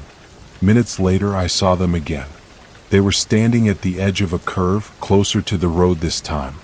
My pulse quickened as I passed them, their stillness more unsettling than any movement could have been. There was no way they could have gotten ahead of me. I tried to focus on the road, gripping the wheel so tightly my knuckles turned white. But the figure's presence lingered in my mind, and I couldn't shake the feeling that they were watching me. The forest seemed darker, the shadows deeper, as if the figure was everywhere at once. As I reached the final stretch before home, the figure appeared one last time. This time they were standing in the middle of the road. My heart leapt into my throat as I slammed on the brakes, the tires screeching against the asphalt. The car skidded to a halt, stopping just feet away from them. The figure didn't move. They stood perfectly still, their face obscured by shadow. Slowly I reached for the door lock, my hand trembling. But before I could do anything, the figure stepped forward, illuminated by the headlights. Their face, or lack of one, made my stomach drop. It was smooth and featureless, like a mannequin brought to life. No eyes, no mouth, just a blank canvas staring directly at me. My breath caught as they raised one hand, pointing toward the back seat of the car. My heart pounded as I turned to look, and my blood ran cold. The figure was there again, sitting in the back seat, their head tilted toward me. This time they were closer, their presence suffocating. Panic surged through me, and I floored the gas pedal, swerving around the figure in the road. The car jolted forward, and I didn't look back. My hands shook as I gripped the wheel, tears blurring my vision. The car sped through the dark road until the safety of my driveway came into view. I stumbled out of the car, barely able to breathe. My hands fumbled with the keys as I unlocked the front door and bolted inside, locking it behind me. My chest heaved as I stared out the window, half expecting to see the figure standing in my yard. The car stayed parked in the driveway for weeks. I refused to drive it again. When I finally mustered the courage to clean it out, I found something in the back seat that made my stomach turn. A single handprint on the inside of the window, smudged and faint but undeniably there. To this day, I don't know who or what I encountered on that drive. But every time I get behind the wheel, I can't help glancing in the rearview mirror, terrified of what I might see.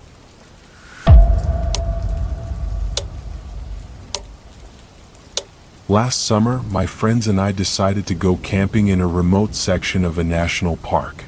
The location was known for its stunning views and quiet solitude, perfect for a weekend escape from city life. There were 4 of us: myself, my best friend Lauren, her boyfriend Jake, and his brother Mark. We were all experienced campers, so we weren't worried about the remoteness. The trail to our chosen campsite was long and rugged, but the effort was worth it. We reached a clearing at the edge of a cliff, overlooking miles of forest and a distant river glinting in the sunlight. It was the kind of place that felt untouched, as if no one had been there for years. We set up our tents, gathered firewood, and prepared for a relaxing night under the stars. By dusk, the fire was roaring, and we were laughing, sharing stories, and toasting marshmallows. As the sun dipped below the horizon, the woods grew quiet, unnaturally quiet. The usual sounds of chirping crickets and rustling leaves seemed to fade, replaced by an oppressive stillness. "Does it feel different to anyone else?" Lauren asked, her voice hesitant. Jake laughed. "It's just the isolation. No city noise. Relax." But I couldn't shake the feeling that something was off. The shadows beyond the firelight seemed to shift, as if the forest itself was alive and watching us. I tried to dismiss it, focusing instead on the warmth of the fire and the easy chatter of my friends. Around midnight, we decided to call it a night. The fire was still crackling as we climbed into our tents, the embers casting a faint glow across the clearing. I zipped up my sleeping bag and closed my eyes, trying to let the stillness lull me to sleep. I woke hours later to the sound of footsteps. At first, I thought it was one of my friends getting up to use the bathroom, but the footsteps were slow and deliberate, circling the tents. My heart began to race. "Jake?" I whispered, hoping he was awake. There was no response. The footsteps stopped briefly, then resumed, this time moving toward the fire pit. I unzipped my tent just enough to peek outside. The fire had gone out completely, leaving the clearing bathed in pale moonlight. Standing near the ashes was a figure, tall and gaunt, with shoulders hunched unnaturally forward. I couldn't make out any details, just a dark silhouette against the glowing embers. My breath caught as the figure turned its head, as if sensing my gaze. Slowly it began walking toward my tent. Panic surged through me. I zipped the tent shut and backed into the far corner, my heart pounding so loudly I thought it might give me away. The footsteps stopped just outside the tent, and I could see the shadow of the figure through the thin fabric. "Who's there?" I whispered, my voice trembling. There was no response. Instead, the shadow shifted, and I heard a faint scratching sound, like nails dragging across the fabric. Tears pricked my eyes as I clamped a hand over my mouth to keep from screaming. Suddenly a voice called out, "Hey, who's out there?" It was Jake.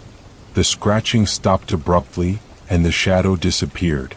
I unzipped the tent just enough to see Jake stepping out of his tent, holding a flashlight. "Did you see that?" I asked, crawling out to join him. "See what?" Jake shone the flashlight toward the fire pit, but there was nothing there. The forest was still, the clearing empty. Lauren and Mark emerged from their tents, groggy and confused. "What's going on?" Lauren asked. "There was someone here," I said, my voice shaky, standing by the fire. Jake searched the area but found no tracks, no sign that anyone had been there. "You probably dreamed it," he said, though his tone betrayed his unease. I didn't sleep for the rest of the night, and neither did Lauren. The next morning, we decided to cut the trip short. As we packed up, I couldn't shake the feeling that we were being watched. The shadows in the trees seemed darker, heavier, as if something was hiding just out of sight. We hiked back to the trailhead in tense silence, the usual camaraderie replaced by an unspoken fear. When we reached the parking lot, I turned back for one last look at the trail. That's when I saw it. Far down the path, at the edge of the tree line, was the same figure. It stood perfectly still, its dark shape blending with the shadows of the forest. My chest tightened as it raised a hand, not in a wave, but as if beckoning me to return. I turned away quickly, not saying a word to the others. We piled into the car and drove off, leaving the forest behind. To this day, I don't know who or what I saw that night. But I've never gone camping again, and I doubt I ever will. Some places are better left undisturbed, their secrets hidden among the trees.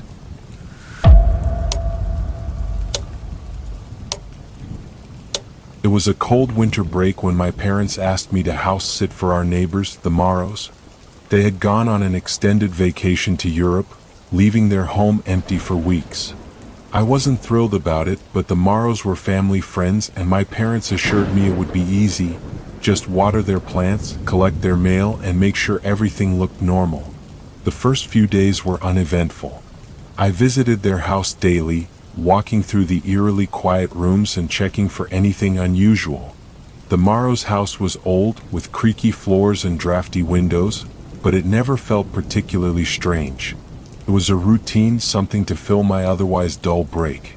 On the fourth night, I woke up abruptly around 2 a.m. to a faint noise. It sounded like a low thud, distant yet distinct. At first, I thought it was something outside, maybe an animal knocking over a trash can. But as I lay there, the sound came again. It was coming from the direction of the Morrows' house. Curiosity got the better of me. Throwing on a jacket, I stepped out into the freezing night. The wind was biting, and the snow-covered ground muffled my footsteps as I crossed the yard. Their house loomed in the moonlight, its windows dark and lifeless. The sound had stopped by the time I reached the front door, but I couldn't shake the feeling that something was off. The door was locked, as it should have been, and the house seemed undisturbed. Still, I couldn't ignore the unease creeping up my spine. I double-checked the locks, made sure the windows were secured, and hurried back home, convincing myself it was just my imagination. The next morning, I found fresh footprints in the snow around the Morrows' back door. They were small, like a child's, and led to the woods behind their property. But there were no returning tracks, just a single set heading into the forest. I stared at them for a long time, debating whether to follow or call someone. Ultimately, I decided to do neither, chalking it up to a stray kid playing in the snow. That night, the noise returned, louder and more persistent. It sounded like something heavy being dragged. This time it came from inside the house. My stomach twisted as I realized I couldn't ignore it any longer. Grabbing a flashlight and the spare key the Morrows had left, I forced myself to investigate. The house was cold and still as I stepped inside, the beam of my flashlight cutting through the darkness. The sound had stopped again, but I could feel the weight of something unseen pressing down on me. I checked the living room, the kitchen, and the upstairs bedrooms. Everything was exactly as I'd left it earlier. Then I remembered the basement. The Morrows had a small, unfinished basement that I had never needed to enter. As I approached the door leading downstairs, my heart began to race. It was slightly ajar, and a faint metallic smell wafted up from the darkness below. The wooden stairs groaned under my weight as I descended. The flashlight's beam revealed scattered storage boxes and old furniture, but nothing out of place. Then, in the far corner, I saw something that made my breath catch. A pile of children's toys, dusty and forgotten, but meticulously arranged in a circle. Among the toys was a single shoe, far too small to belong to an adult. My stomach dropped as I realized it matched the size of the footprints I had seen earlier. Panic surged through me and I turned to leave, but my foot caught on something. Looking down, I saw a thin metal wire stretched across the floor. It had been deliberately placed, a crude tripwire that I had narrowly avoided falling over. The implications hit me like a truck.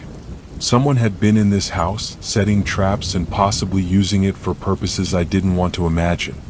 I bolted upstairs, locking the basement door behind me. Back in the safety of my room, I couldn't sleep. The idea that someone might still be in the woods watching filled me with dread. The next morning, I called the police anonymously, reporting strange noises and suspicious activity at the Morrows' house. I didn't want to involve my family or explain why I had waited so long. The officers arrived later that day. They searched the property and found the same things I had: the footprints, the tripwire, and the circle of toys. But they didn't find anyone. They assured me it was likely a prank or some vagrant passing through, but I wasn't convinced. The Morrows were notified and they cut their vacation short. When they returned, they were as baffled as I was. Nothing valuable was missing, but they couldn't explain the strange discoveries. A few weeks later, another neighbor reported hearing similar noises and seeing footprints around their property. Rumors began to spread about someone, or something, stalking our quiet street. Even now, years later, I can't walk past the Morrows' house without feeling a chill. They eventually sold the property and moved away, but the new owners don't seem to know about its unsettling history. I still wonder about the figure in the woods, the footprints, and the eerie basement. Was it all just a series of coincidences or something far more sinister? I'll never know. But every winter, when the snow falls and the nights grow long, I can't help but remember the fear that gripped me during those cold, silent nights.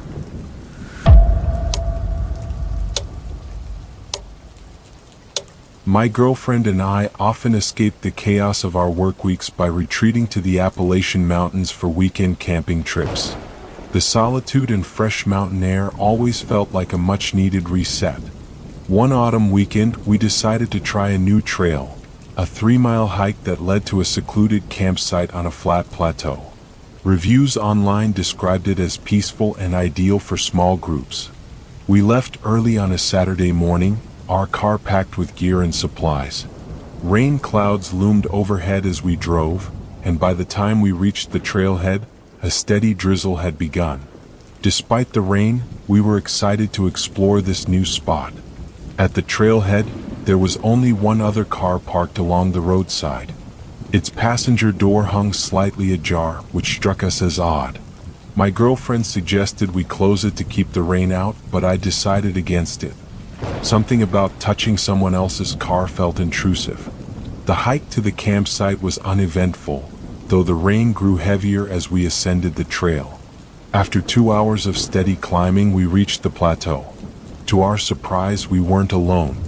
A small, weathered tent stood in the center of the campsite, sagging under the weight of the rain. It was a one-person tent, the kind meant for lightweight backpacking. We saw no sign of its occupant. Choosing a spot on the far edge of the plateau, we set up our own tent and settled in. The rain hammered against the fabric, drowning out all other sounds. We ate a quick meal, talked about the strange emptiness of the campsite, and eventually laid down to rest. It was sometime in the evening when I first noticed movement outside. A shadow flickered across the partially unzipped tent flap. Peeking out, I was startled to see two men standing just a few feet away. Their faces were expressionless, their clothes oddly out of place for the setting, tight jeans and plain t-shirts soaked through from the rain. They smiled when they saw me looking, their grins wide and unnerving. "We're staying in the tent over there," one of them said, pointing to the small tent in the middle of the campsite. "Been here a few days." I nodded stiffly and muttered that we were just here for the night. They lingered for a moment longer, their smiles never faltering, before retreating back to their tent. When I zipped the flap shut, my girlfriend immediately asked what was wrong. I told her about the men and how strange they seemed. Their appearance, their behavior, it all felt wrong. As the night deepened, the rain continued to pour, and the small tent in the center remained eerily still. The men didn't come out again, but their presence weighed on us. We kept our tent partially unzipped to watch for any movement, but hours passed without incident. Finally, we decided to sleep, though neither of us felt completely at ease. Sometime after midnight, I woke with a start. I wasn't sure what had roused me until I heard it, a faint murmur of voices, barely audible over the rain. Sitting up, I strained to pinpoint the sound. It seemed to come from the edge of the campsite near the trees. My heart began to race. I slipped on a poncho and stepped outside, flashlight in hand. The small tent in the center of the site was open now, its interior empty. I swept the light across the campsite, but the rain made visibility difficult. The voices continued, low and disjointed, as if whoever was speaking didn't care if they were overheard. Returning to my tent, I woke my girlfriend and told her what I'd seen. Her eyes widened as she listened, and she immediately began packing our gear. We both agreed it wasn't safe to stay. As we hurried to gather our belongings, the voices grew louder, moving closer. I stepped outside again, holding a small knife for reassurance. That's when I saw them, the two men standing motionless just a few feet from our tent. The rain had plastered their hair to their foreheads, and their clothes clung to their bodies, but they didn't seem to care. They just stared at me, their faces devoid of emotion. My girlfriend peeked out and froze at the sight of them. "Go," I whispered, motioning toward the trail. She didn't hesitate. We left everything behind and bolted down the path, slipping and stumbling on the muddy ground. The rain blurred our vision, but we didn't dare stop. After what felt like an eternity, we reached the trailhead. The other car was still there, its passenger door ajar once again. We jumped into our vehicle, locked the doors, and sped off to the nearest gas station, where we called the police. A few days later, an officer contacted us. The car at the trailhead belonged to an older man who had been reported missing weeks earlier.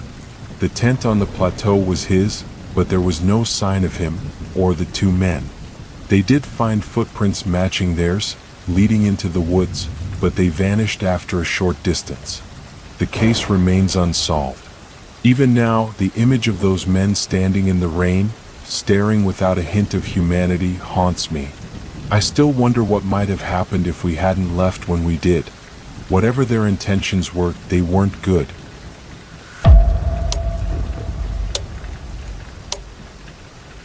It was supposed to be a peaceful week. My uncle had asked me to house sit while he and his family were away on vacation in Europe. He left strict instructions. No guests, no wandering around the property unnecessarily, and most importantly, keep the doors locked at all times. I didn't think much of the rules. My uncle was always overly cautious, and their house was in a quiet, snow-covered neighborhood. The first few days were uneventful. I enjoyed the solitude, watching movies and raiding my aunt's well-stocked fridge. The snow outside fell steadily, blanketing everything in a serene white stillness. At night, the house was quiet, save for the occasional creak of the old wooden floors or the howling wind against the windows. On the fourth night, something woke me. A faint noise, a dull, rhythmic knocking.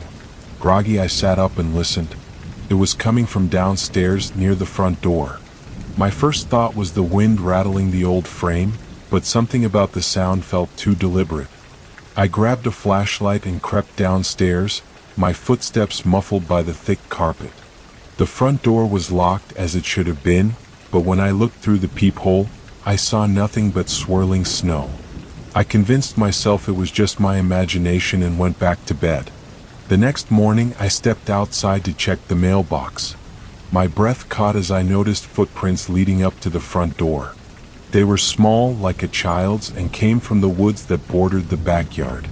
But there were no return tracks, just a single path leading to the door, stopping there. The snow had fallen steadily all night, yet these prints were fresh. My unease grew as I stared at the trail disappearing into the trees. I scanned the woods, half expecting to see someone watching me. But there was nothing, only the stillness of the snow-covered forest. That night, the knocking returned. It was louder this time, more urgent. I froze in bed, straining to listen. Then came another sound, the faint crunch of footsteps in the snow outside. Summoning my courage, I grabbed my flashlight and went downstairs again. The knocking stopped as I approached the door, but the footprints were back. This time there were more of them circling the house. I double-checked every lock, then drew all the curtains, hoping to block out whatever was out there. I stayed up late, clutching my flashlight and listening for any further sounds. The house felt suffocatingly silent, and I couldn't shake the feeling that I wasn't alone. The next morning, I noticed something even stranger. In the backyard, just beyond the patio, the snow had been disturbed. A crude shape had been carved into the snow, a circle with jagged lines radiating outward like a sun. It wasn't there the day before. I called my uncle, trying to explain what I had seen. He brushed it off, saying it was probably just kids playing in the snow. But deep down, I knew this wasn't some innocent prank. There was an intent behind it, something that made the air feel colder and heavier. The following night, I was determined to stay alert. I sat in the living room, lights off, staring out the window. Hours passed and nothing happened. Just as I began to think it was over, I saw it, a figure standing at the edge of the woods. It was small, hunched, and motionless, barely visible in the dim moonlight. My stomach twisted as I realized it wasn't moving. It was just watching. The longer I stared, the more certain I became that it wasn't a child. Its shape was wrong, its limbs too thin, its posture unnatural. I scrambled upstairs, locking myself in the bedroom. My hands shook as I called the police. When they arrived, they found the footprints circling the house and the strange symbol in the snow, but nothing else. The figure was gone, and there was no sign of anyone in the woods. The officers assured me they would patrol the area, but I could tell they didn't take it seriously. One even suggested it might be a wild animal. I knew better. For the rest of the week, I didn't sleep. Every night, I stayed locked in my room, listening for any hint of movement outside. The knocking never came back, but I often thought I heard faint whispers, too quiet to make out, but persistent enough to send chills down my spine. When my uncle returned, I told him everything. He was visibly unsettled but dismissed it as my imagination running wild. A few weeks later, I found out from a neighbor that another family down the road had reported similar disturbances. Footprints in the snow, strange noises at night, even a crude symbol carved into the frost on their windows. I moved out of state shortly after, but I still think about that week. About the figure in the woods, the footprints, and the eerie, deliberate knocking. I'll never know who or what was out there, but the memory haunts me. Every winter, when the snow falls and the nights grow long, I find myself glancing out the window, half expecting to see something staring back.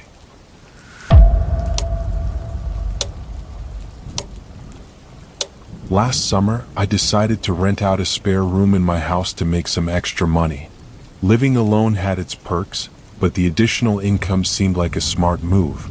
I listed the room on a popular rental app, received a handful of inquiries, and eventually settled on a tenant, a man named Mark. He seemed polite, quiet, and responsible in our brief conversations. Exactly what I wanted. Mark moved in on a Friday evening, carrying a single suitcase and a duffel bag. He declined my offer to help with his luggage, saying he preferred to handle it himself. That struck me as a bit odd, but I figured he was just private. I showed him around the house, explained the basic rules, and left him to settle in.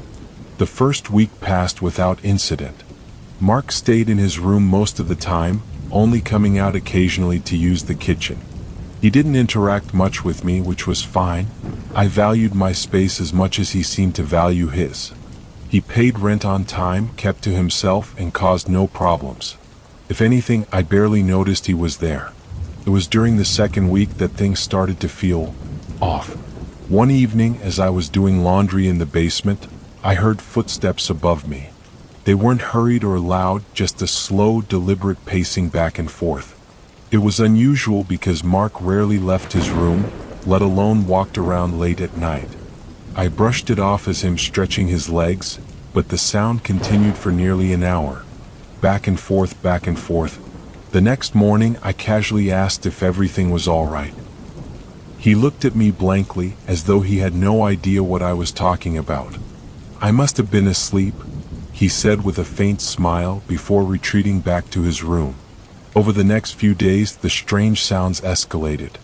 At night, I would hear faint scratching noises coming from inside the walls or soft taps on the floorboards outside my bedroom. I started to wonder if there were mice or some other pest problem, though I had never seen any signs of them before. Then came the incident that changed everything. One night, I woke up suddenly, my heart racing for no apparent reason. My bedroom door was closed, as it always was, but I could feel an unmistakable presence on the other side. I held my breath, straining to listen. There was a faint, almost imperceptible shuffle. Someone, or something, was standing just outside. Gathering my courage, I called out, "Mark, is that you?" No response. I grabbed my phone and flicked on the flashlight, illuminating the gap under the door. There were no shadows, no movement, just silence. After what felt like hours, I finally worked up the nerve to open the door, but the hallway was empty.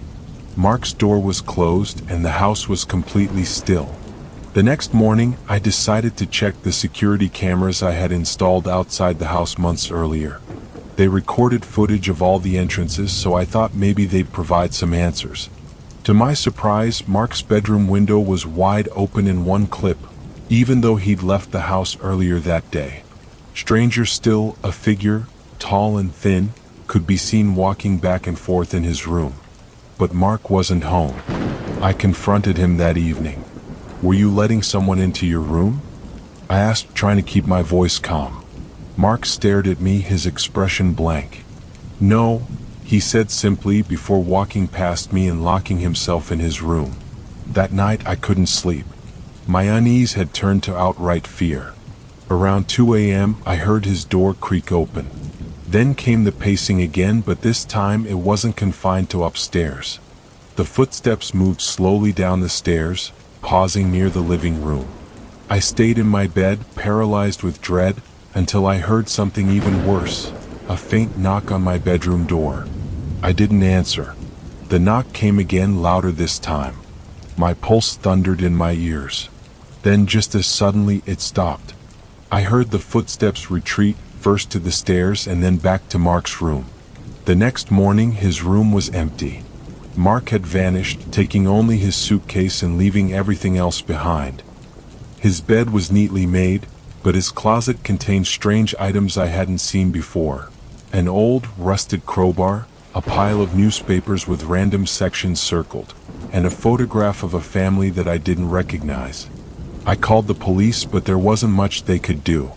Mark's ID and rental application were fake, and his phone number was untraceable. To this day, I don't know who or what Mark truly was. I only know that I never saw him again. I removed the rental listing that same day. Sometimes late at night, I still hear faint footsteps in the hall. Whether it's my imagination or something else, I'll never know. But I'll never forget the silent tenant who left without a trace, and the uneasy feeling that something is still watching from the shadows.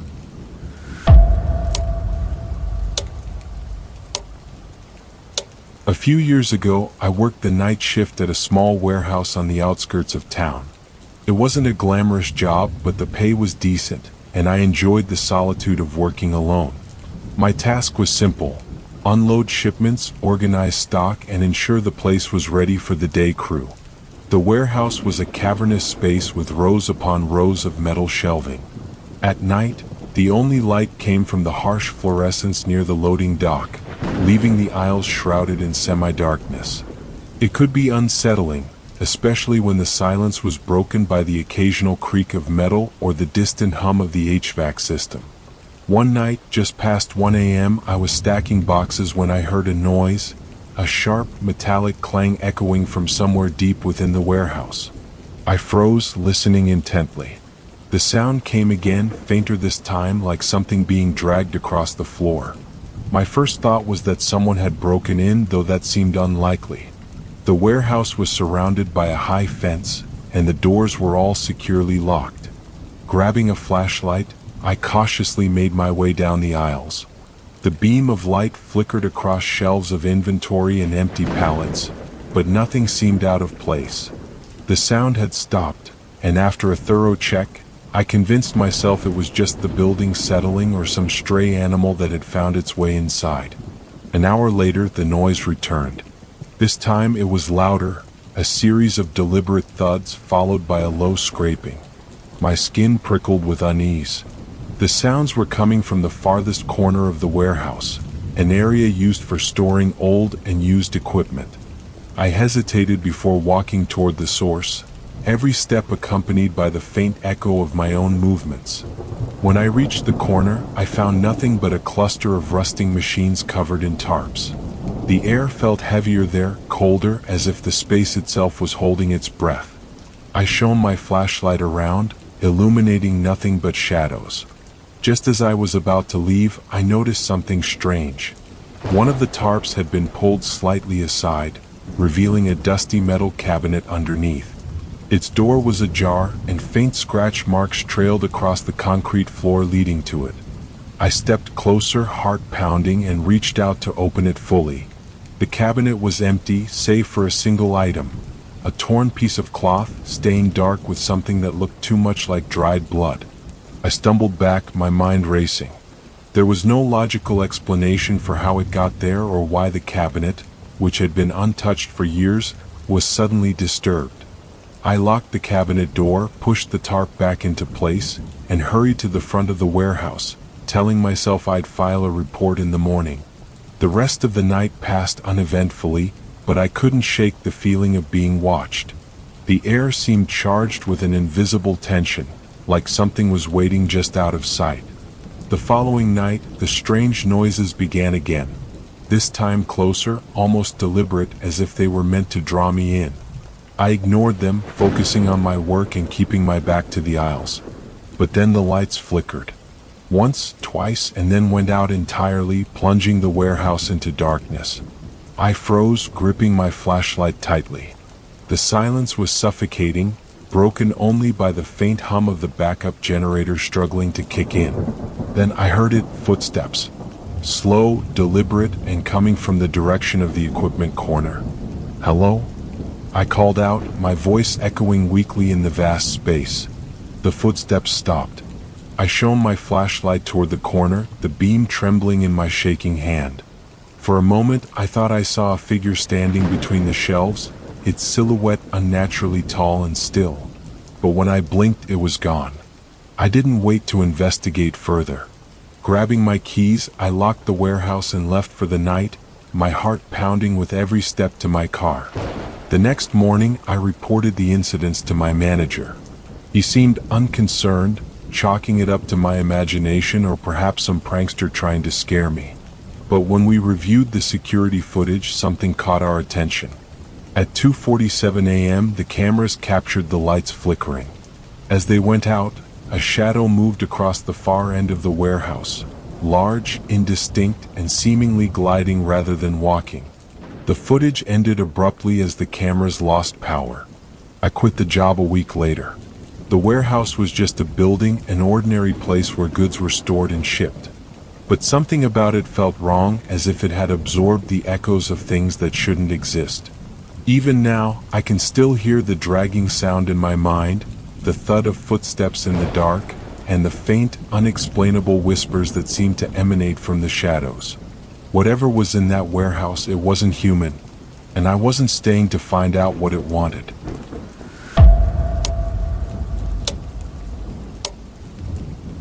It was a quiet Friday night, and I was driving home after visiting my sister. The highway stretched before me, illuminated only by my headlights and the occasional glow of distant streetlights. It was late, around 11 p.m., and the road was nearly deserted. I enjoyed the solitude of night driving, the hum of the engine and the rhythm of the tires against the asphalt creating a sense of calm. About 15 minutes into the drive, I noticed a pair of headlights in my rearview mirror. The car was far behind, barely a speck of light against the darkness, but something about its presence made me uneasy. I brushed it off as paranoia and focused on the road ahead. As I continued, the car behind me grew closer. Its headlights became brighter, unnervingly so, as it closed the gap between us. Soon, it was following me at an uncomfortably close distance, its beams reflecting harshly in my mirrors. I sped up slightly, hoping it would pass, but the car matched my pace, staying firmly on my tail.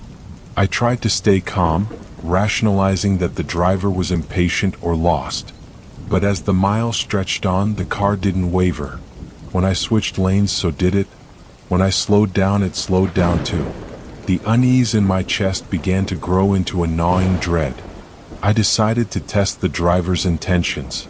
Approaching an exit ramp, I signaled and veered off the highway. The car followed. I merged back onto the main road at the next opportunity, but so did they, maintaining the same ominous distance behind me. At this point, it was undeniable.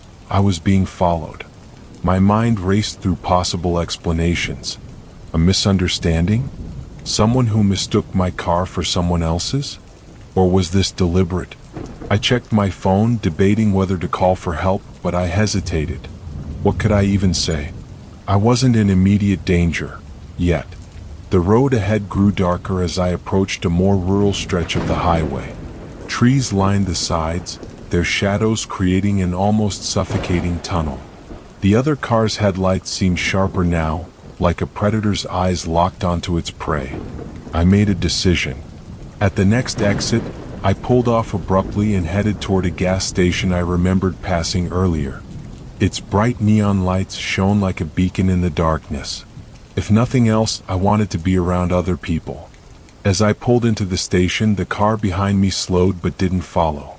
Instead, it idled at the edge of the parking lot, its headlights dimmed but still facing me. I parked close to the entrance and hurried inside, heart pounding. The cashier gave me a curious glance, but I didn't explain.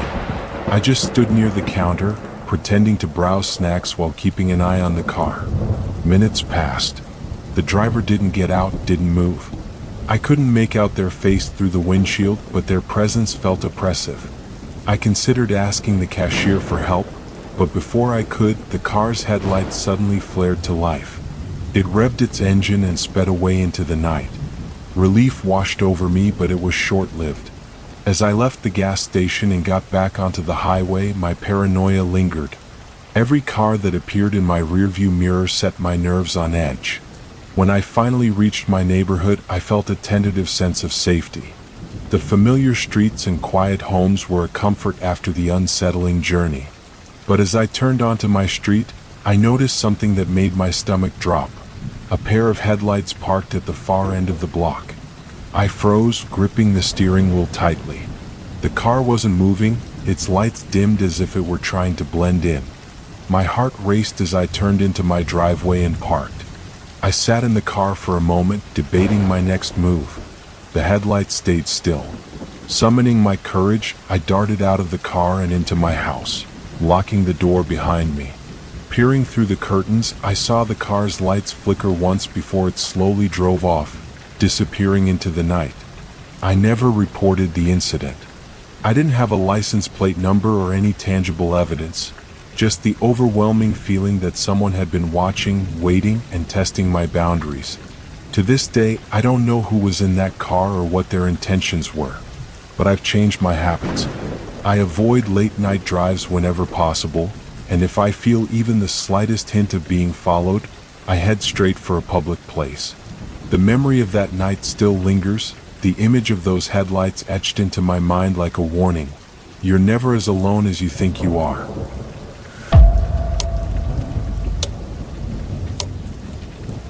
My girlfriend Emily and I loved camping in the woods. Living near the Appalachian Mountains meant countless trails and hidden spots waiting to be explored. It was our escape from the stress of work, our little slice of peace and adventure. But after this particular trip, we never felt the same way about the woods again. It was a crisp autumn weekend when we decided to try a new trail recommended by some online reviewers. The 3-mile hike promised a secluded campsite at the end, nestled in a flat clearing surrounded by tall trees. Perfect for a quiet night under the stars. We started hiking in the early afternoon, backpacks loaded with essentials: tent, food, sleeping bags. The trail was eerily quiet, save for the rustling leaves beneath our boots and the occasional chirp of distant birds. About halfway through, the sky darkened unexpectedly, and a gentle drizzle began. We picked up the pace, eager to set up camp before the rain worsened. When we arrived at the clearing, we noticed something strange: a small one-person tent already set up in the middle of the site. It wasn't uncommon to share a camping ground, but the lone tent and the lack of any signs of its owner made us uneasy. Emily suggested we set up our tent in a far corner, away from the other tent, just in case. By the time we finished setting up, the drizzle had turned into a steady rain. We huddled inside our tent, munching on trail mix and playing cards to pass the time. Occasionally we glanced out, half expecting to see the owner of the other tent, but no one appeared. Just as the rain started to let up, we heard voices. 2 men emerged from the woods and walked toward the small tent. They seemed surprised to see us but quickly plastered on wide smiles. "Hey there," one of them called out, his voice loud and cheerful, almost too friendly. Emily and I exchanged nervous glances. "Hi," I replied cautiously. The men introduced themselves as Josh and Kevin, claiming they had been camping there for a couple of days. Something about them felt off. They weren't dressed for hiking or camping, tight jeans and t-shirts soaked from the rain, and their tent was far too small for 2 grown men. After some awkward small talk, they retreated to their tent. Emily whispered, "Do you think they're really camping?" "I don't know," I admitted. "Let's just stay alert." Night fell and the forest became pitch black. We decided to turn in early, but I couldn't shake the uneasy feeling. Emily must have sensed it too, because she suggested we leave the zipper of our tent slightly open so we could keep an eye on them. Hours passed in silence and I eventually drifted off. But sometime in the middle of the night, I woke up needing to use the bathroom. Careful not to wake Emily, I grabbed a flashlight and stepped outside. The air was damp and cold, the ground slick with rain. As I moved a few feet from our tent, I noticed something odd. The other tent's zipper was open and it appeared empty. My stomach tightened. Where were they? Then I heard it, faint voices coming from the trees behind our tent. My heart raced as I turned off the flashlight and crept closer to listen. It was Josh and Kevin, whispering urgently, though I couldn't make out what they were saying. I hurried back to the tent and shook Emily awake. "They're out there," I whispered. She sat up, eyes wide. "What do we do?" Before I could answer, the voices stopped. A chilling silence fell over the campsite, broken only by the occasional drip of water from the trees. Then we heard it, a branch snapping just outside our tent. Emily grabbed my arm, her grip tight. "They're here," she mouthed. I reached for my pocket knife, my mind racing. Should we confront them? Wait them out? Suddenly, the side of our tent collapsed inward as if someone had pressed their hand against it. Emily screamed, and I lunged toward the flap, unzipping it in one swift motion. There they were, standing just feet away, their faces illuminated by the beam of my flashlight. Both men stared at us with cold, expressionless eyes. They didn't move, didn't speak. They just stood there, rain dripping from their hair and clothes. "Leave us alone." I shouted, trying to sound braver than I felt. To my shock, they didn't react. They simply turned and walked back into the woods without a word, disappearing into the darkness. "We need to leave," Emily said, her voice trembling.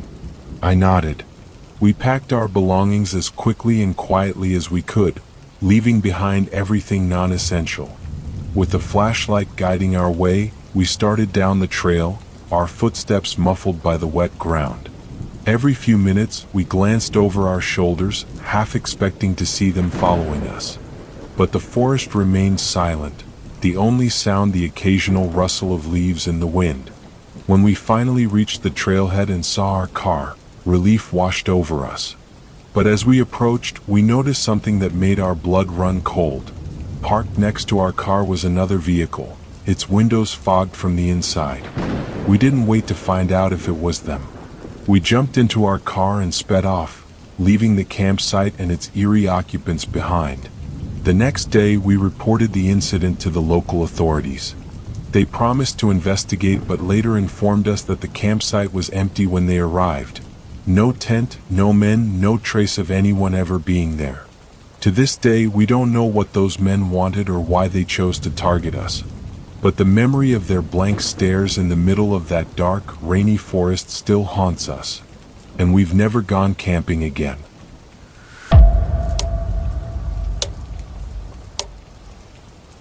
Running an Airbnb sounded like a dream at first. My wife and I owned a small house in a popular vacation spot and decided to rent it out for extra income. For a couple of years, everything went smoothly. Guests came and went without any trouble. But one night changed everything and we never rented the house again. It was a quiet Thursday evening when I got a booking for a single night. The reservation was for a young couple. As usual, I sent them the door code after confirming the booking and went about my evening. They texted around 5 p.m. to let me know they'd arrived, thanking me and mentioning how cozy the house looked. By 9 p.m. I was winding down for the night, getting ready for bed when my phone buzzed. It was the male guest, texting to say there was an issue with the water. A moment later he called. "Sorry to bother you," he said politely, "but the water isn't running at all. Could you come check it out?" His tone was calm, but something about the situation felt off. Still, I didn't want to leave guests without water. I told him I'd stop by to take a look. Pulling into the driveway, I noticed 2 cars parked outside the house. The couple was supposed to be on a quick getaway. Why would they need 2 vehicles? Dismissing the thought, I knocked on the door before entering the code and stepping inside. "Hello?" I called out, but the house was silent. The lights were dim and the air felt heavy. I decided to head straight to the basement, where the main water valve was located. Once there, I found the valve completely shut off. That didn't make any sense. It had to have been done manually. I twisted it back on and water started rushing through the pipes again. As I stood there trying to make sense of the situation, I heard the basement door creak open. My heart sank. Heavy footsteps began descending the stairs. When I turned, 3 men were standing there. None of them looked like the young couple I was expecting. They were older, in their late 30s or early 40s, dressed in dark clothes. One of them spoke. "Is it fixed?" he asked, his tone casual but unnerving. "Yeah," I stammered, trying to keep my voice steady. "It should be working now." I moved toward the stairs, but the men didn't budge. One of them stood in my way, staring at me with a blank expression. That's when I noticed the outline of a gun tucked into the waistband of another man's jeans. Panic surged through me. I forced myself to remain calm. "Well, let me know if you need anything else," I said, trying to step around them. They finally moved aside, their eyes following me as I climbed the stairs. The second I was out of the basement, I walked straight to the front door, my heart pounding. I didn't dare look back as I got into my car and drove away. Back at home, I woke up my wife and told her everything. She convinced me to call the police. They arrived at the property about 20 minutes later, but when they checked the house, it was empty. The guests and their 2 cars were gone. The next day, I received a call from the police. They informed me that the credit card used for the booking was stolen. Further inspection of the house revealed that several expensive appliances and decorations were missing. It was clear the whole thing had been a setup. The young couple never existed. But what haunted me most was the question of why they didn't do anything to me in the basement. They had the opportunity. They could have overpowered me easily, but they let me leave. Were they planning something more sinister that I had unknowingly interrupted? Or was I just lucky? Either way, I wasn't willing to risk another close call. We took the house off Airbnb and rented it out long-term instead. Even now, every time I think about those three men and the chilling calmness in their demeanor, I get a sinking feeling in my stomach. That house, once a source of joy and excitement, now feels tainted by the memory of that night.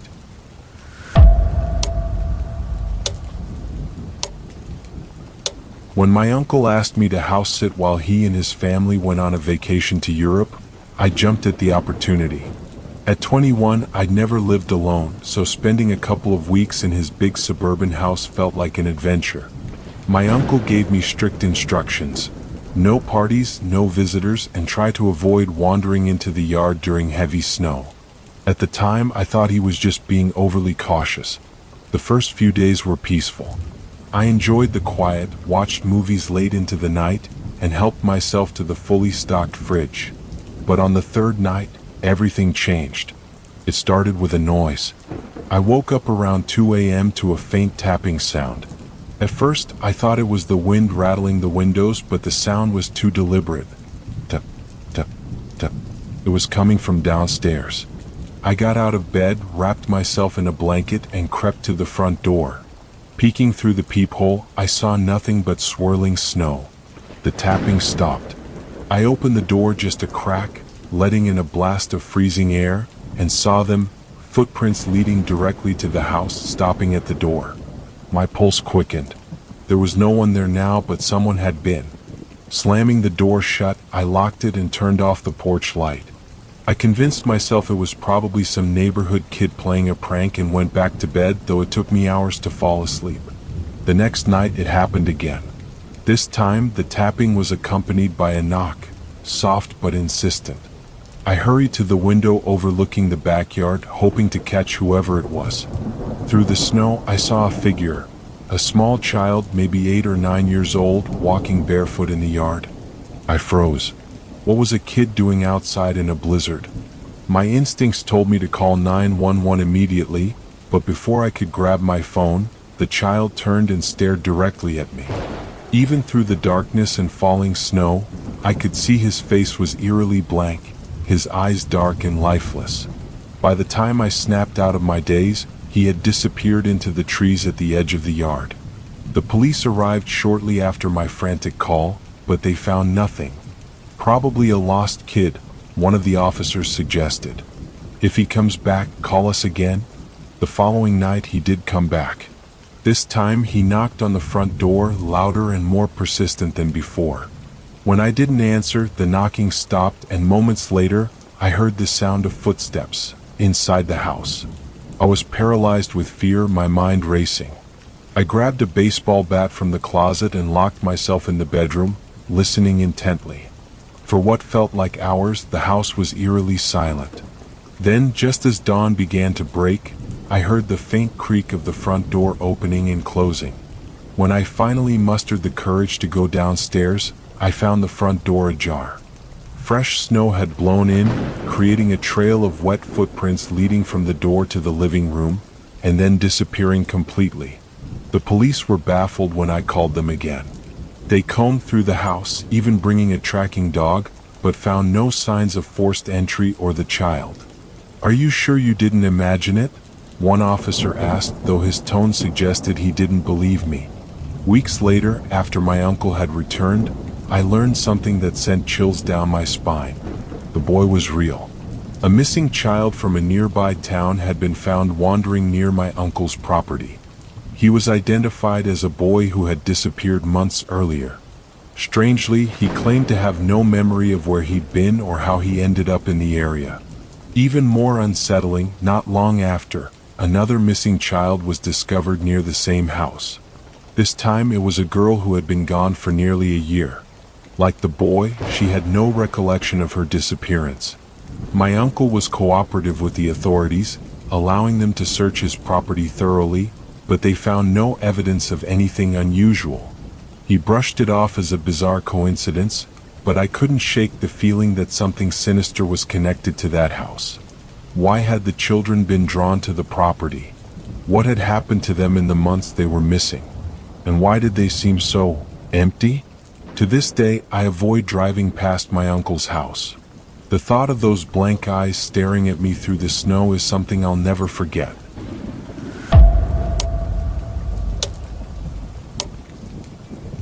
Three years ago, I decided to sell my couch on Craigslist. It was practically brand new, and I figured I could make some quick cash before moving into a smaller apartment. At 22, I had used Craigslist a handful of times, but only for buying things. This was my first time as a seller. After a few days, I got a call from a man named David. He sounded polite, asking about the couch and why I was selling it. He mentioned he was furnishing a new house on a budget, and I empathized, telling him I was downsizing because my roommate had moved out. We agreed he'd come by to see the couch that Saturday evening. That Saturday, I cleaned up the living room and waited for David. By 6 p.m., the agreed-upon time, I was sitting on the couch, scrolling through my phone, but he hadn't arrived.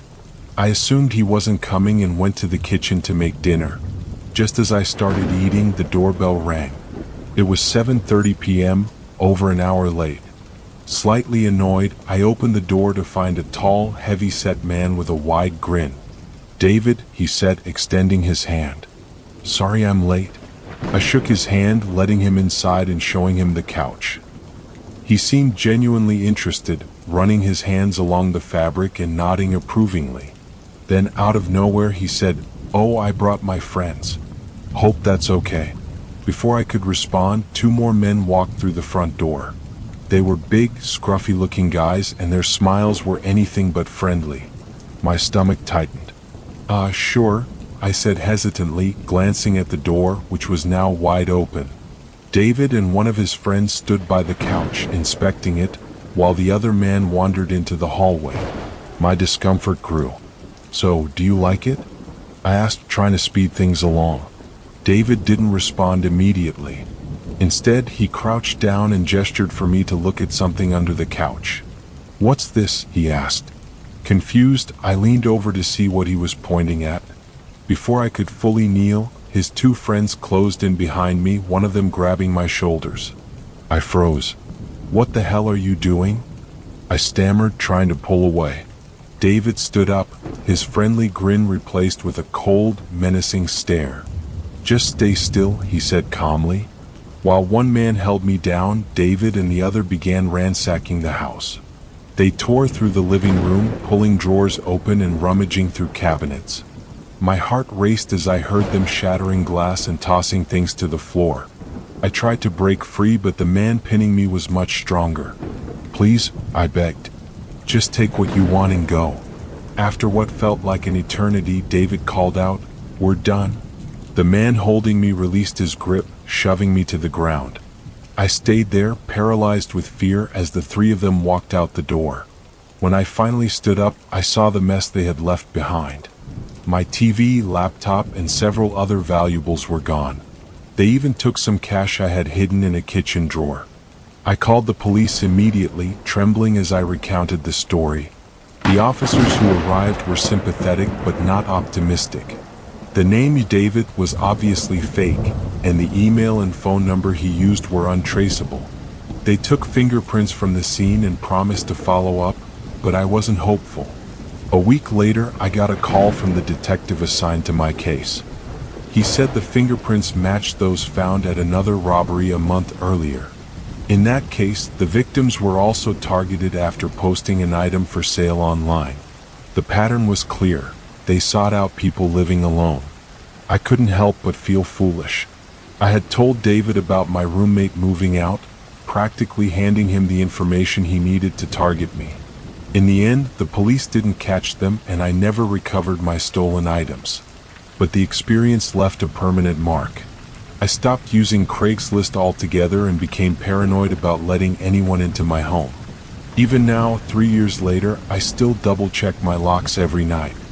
I'll never forget the way David's smile vanished in an instant, replaced by something cold and calculating.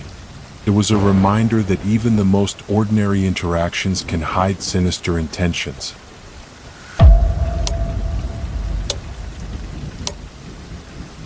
I've been a city bus driver for years. Driving late at night was never my favorite shift, but it came with the job. At night, the roads were quieter and the passengers fewer. For the most part, it was uneventful. But one particular night made me dread those shifts forever. It was a little past 2 a.m., and I was about halfway through my route. The streets were deserted, and the only sound was the hum of the bus engine and the occasional drizzle tapping against the windshield. I hadn't picked up a single passenger in over an hour, which was common during those hours. I pulled into a stop near an industrial area to take a short break. The lot was empty, the surrounding buildings dark and silent. I leaned back in my seat, resting my eyes for a moment. Just as I was about to start the engine again, I heard it, a knock on the bus door. Startled, I snapped upright. Standing outside was an older man, his face partially obscured by the hood of his jacket. I hesitated for a second before opening the door. He stepped inside without a word, swiped his pass, and headed to the very back of the bus. "Where are you heading?" I asked, turning slightly in my seat. He didn't respond, just sank into a seat and stared out the window. Odd, but not entirely unusual. I shrugged it off and continued the route. A few stops later, I glanced in the rearview mirror. The man hadn't moved. He sat stiffly, his face hidden in the shadows. Something about him felt wrong. I couldn't put my finger on it, but the air in the bus felt heavier, as if his presence alone was sucking the warmth out of the space. I decided to keep an eye on him. At the next stop, I pretended to check the bus's systems, walking to the back. The man didn't even glance at me as I passed. His hands rested on his lap, motionless. I couldn't see his eyes under the hood, but I felt his gaze following me. Trying to shake off the unease, I returned to the driver's seat and kept going. About 10 minutes later, I stopped at a red light. As I waited, I heard it, faint, shuffling footsteps. My heart skipped a beat. They were coming from inside the bus. Slowly, I glanced in the mirror. The man was no longer in his seat. My pulse quickened as I scanned the dimly lit bus. He was gone. The light turned green, and I hesitated, unsure whether to continue driving or pull over. Suddenly, a loud bang echoed through the bus. I jumped in my seat, gripping the wheel tightly. The sound came from the rear door.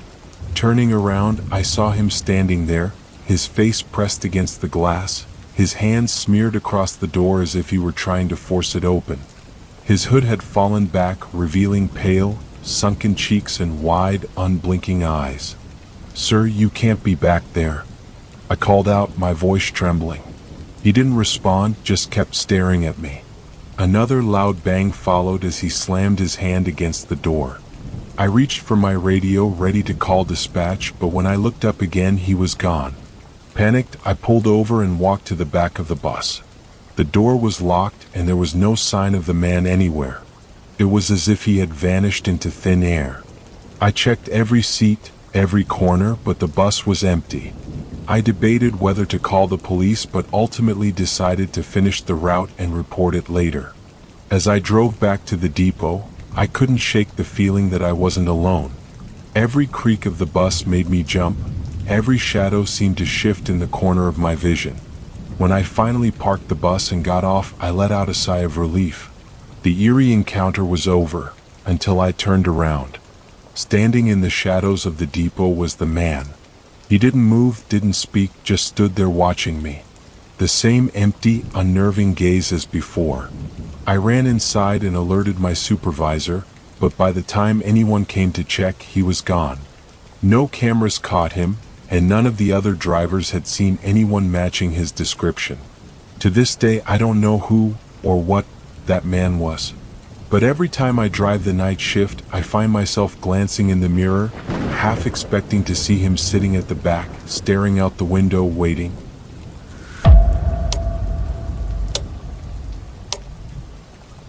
I've always loved my independence. After moving into a small apartment on the outskirts of the city, I thought I'd finally found the perfect space to call my own. The building was old but quiet, with only a handful of tenants. It wasn't luxurious, but it was affordable and gave me a sense of peace. Or so I thought. That Friday night, I came home late after a long day at work. The entire building seemed unusually silent, the kind of silence that presses on your ears and feels heavier than it should. I reached my door and fumbled for my keys, only to notice something strange. The lock was slightly loose, as if someone had tampered with it. At first, I shrugged it off. Maybe I'd been careless that morning and didn't turn the key all the way. I locked the door behind me and did my usual routine. Microwaved some leftovers, watched an episode of a sitcom, and then got ready for bed. Around 2 a.m., just as I was slipping into a deep sleep, a faint sound pulled me back. Knock. Knock. Knock asterisk asterisk. It was soft, rhythmic, almost polite. For a moment I thought I'd imagined it. I lay still, straining my ears, and there it was again. Asterisk asterisk knock knock knock asterisk asterisk. I felt a cold knot tighten in my stomach. No one should be knocking at this hour. My friends rarely visited unannounced, and the neighbors never bothered me. Quietly, I tiptoed to the front door and peered through the peephole.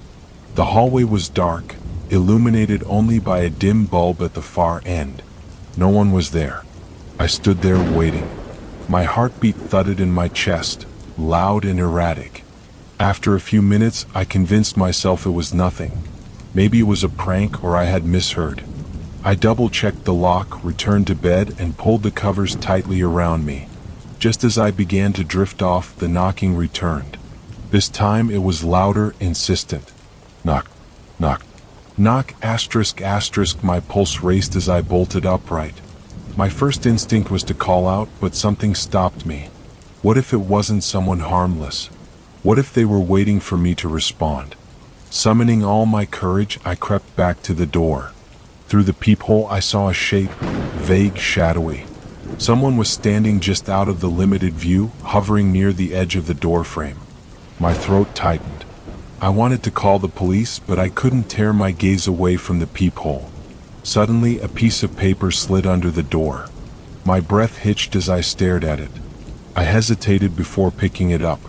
Written in bold, shaky letters were 3 chilling words. Let me in. I stumbled back, dropping the paper. My mind raced. Who was this? What did they want? I grabbed my phone, my trembling fingers struggling to unlock the screen. Before I could dial 911, a new sound froze me in place. It wasn't knocking anymore. It was the doorknob rattling. Whoever was out there was trying to get in. I backed away toward my bedroom, shutting and locking the door behind me. My apartment wasn't large, and there was nowhere to hide. I held my phone tightly, whispering a prayer as I pressed call. The operator's voice was a small comfort, and I quickly explained my situation. She told me to stay on the line and that officers were on their way. But the person outside wasn't waiting. The rattling turned into full-on banging. Thud, thud, thud asterisk asterisk. The door frame creaked under the pressure. I grabbed a kitchen knife I had kept in my room, a ridiculous weapon, but it was all I had. My hands shook as I crouched behind the bed, the banging growing louder and more violent. Then it stopped. The silence was deafening. I didn't dare move. I strained to hear anything, the shuffle of footsteps, the creak of the floorboards, but it was eerily quiet. After what felt like an eternity, I heard a faint knock. Not at the door, but at the living room window. My blood ran cold. I'd forgotten about the fire escape. I didn't have the courage to look. Instead, I squeezed myself into the corner of the room, knife in hand, and waited. The knocking continued, slow and deliberate. Then I heard the sound of sirens in the distance. The knocking ceased.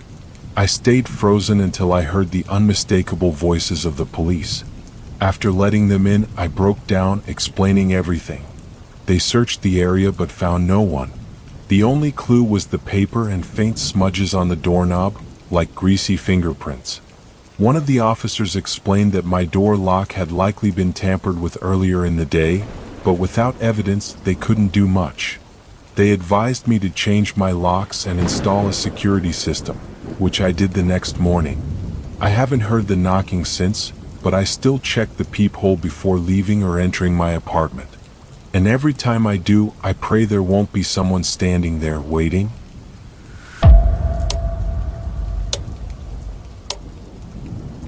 I work night shifts as a long-haul truck driver, so I'm used to empty highways and eerie stops. Most of the time, the monotony doesn't bother me. Radio static and caffeine usually keep me company. But one night, something happened that I haven't been able to forget. I was driving down a desolate stretch of highway, well past midnight, when the fuel gauge dipped dangerously low. Checking my phone, I saw a nearby gas station marked on the map about 2 miles ahead.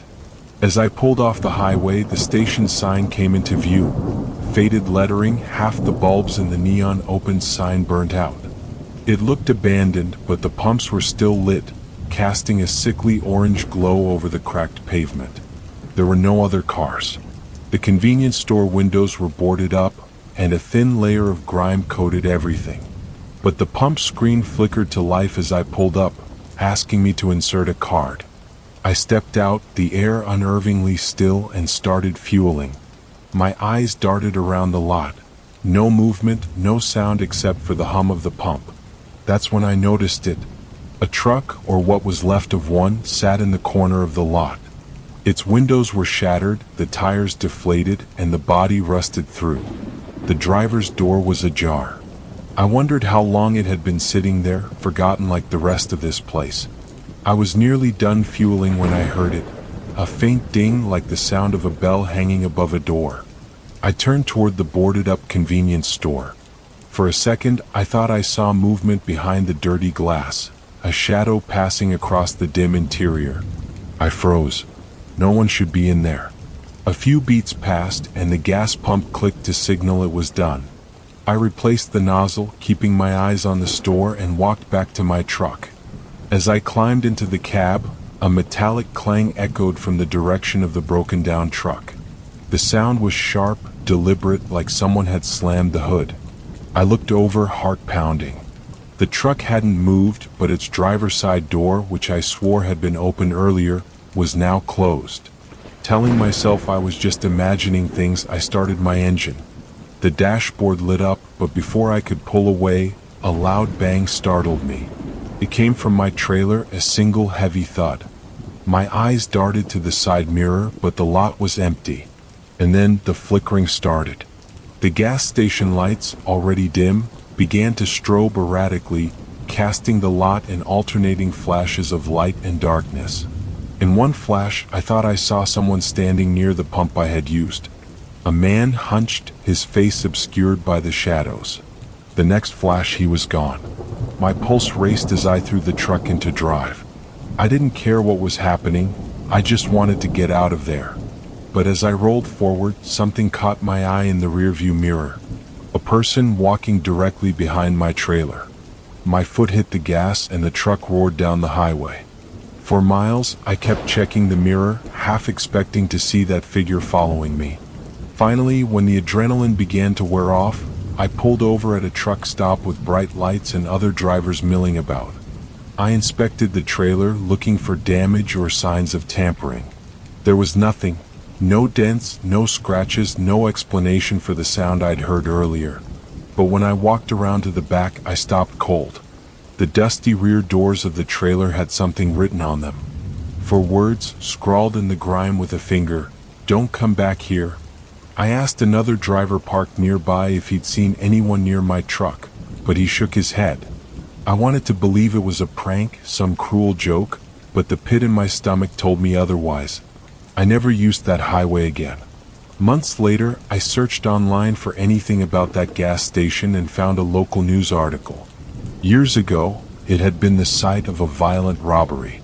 The station clerk had been attacked and left for dead while the perpetrator fled, abandoning their truck in the lot.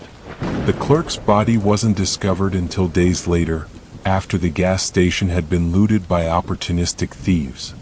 I don't know what I encountered that night, but I'm certain of one thing: I wasn't alone. and whatever was there didn't want me coming back.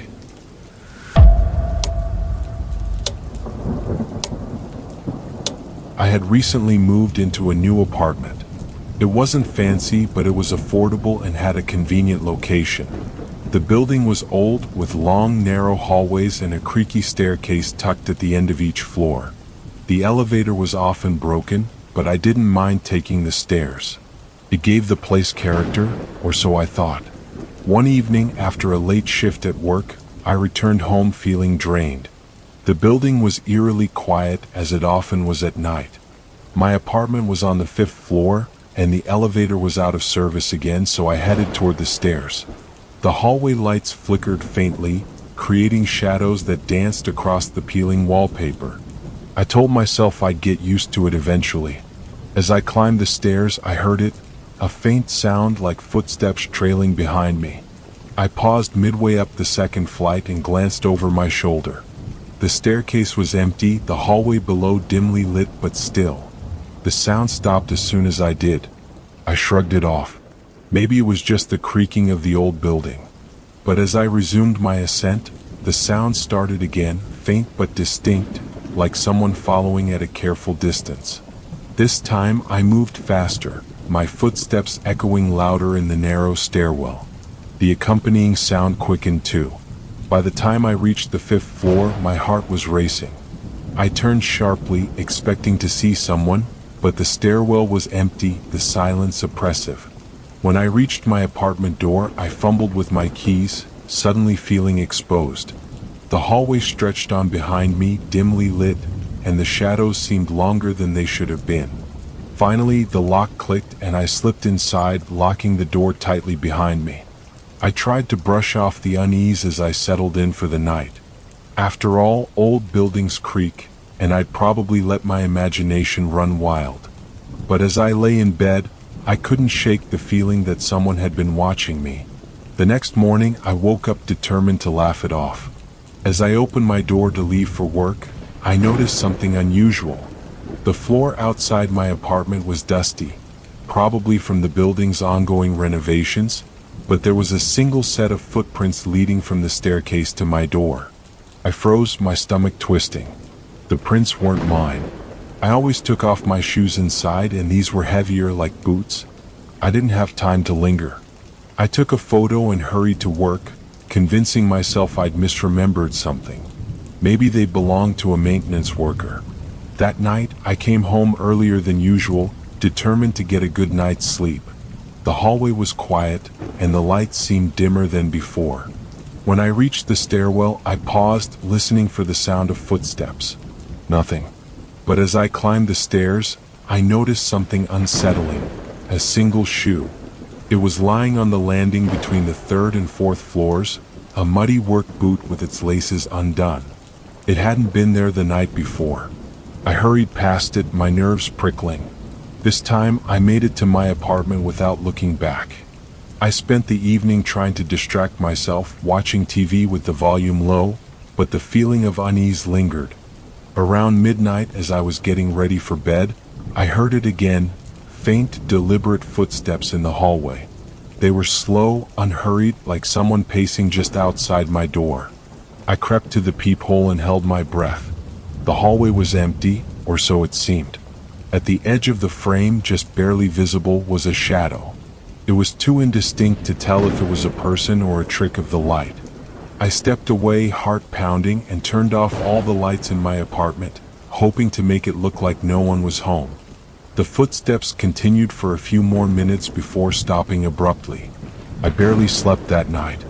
The next morning, I called the building manager to report what I'd seen. He assured me no maintenance workers had been in the stairwell recently and promised to send someone to check the cameras. That evening, I returned home cautiously. This time, I didn't hear any footsteps as I climbed the stairs.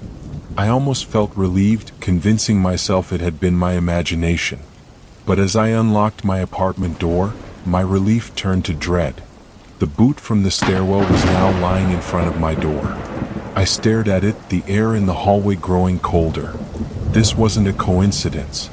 Someone wanted me to see it. I stepped inside quickly, locking the door behind me. That night, as I lay in bed, I heard it again, soft footsteps in the hallway stopping right outside my door. Then a slow, deliberate knock. I didn't move. I didn't even breathe. The knock came again, louder this time, followed by a voice. Low, gravelly, it said just two words, "Open up." I grabbed my phone and dialed 911, whispering my situation to the operator. The knocking continued, growing more forceful, until I heard heavy footsteps retreating down the hallway. When the police arrived, they found no one in the building, but they noticed the muddy footprints leading away from my door. The boot was gone. The next day I packed my things and moved out. I didn't wait for an explanation, and I don't care to know what might have happened if I'd opened that door.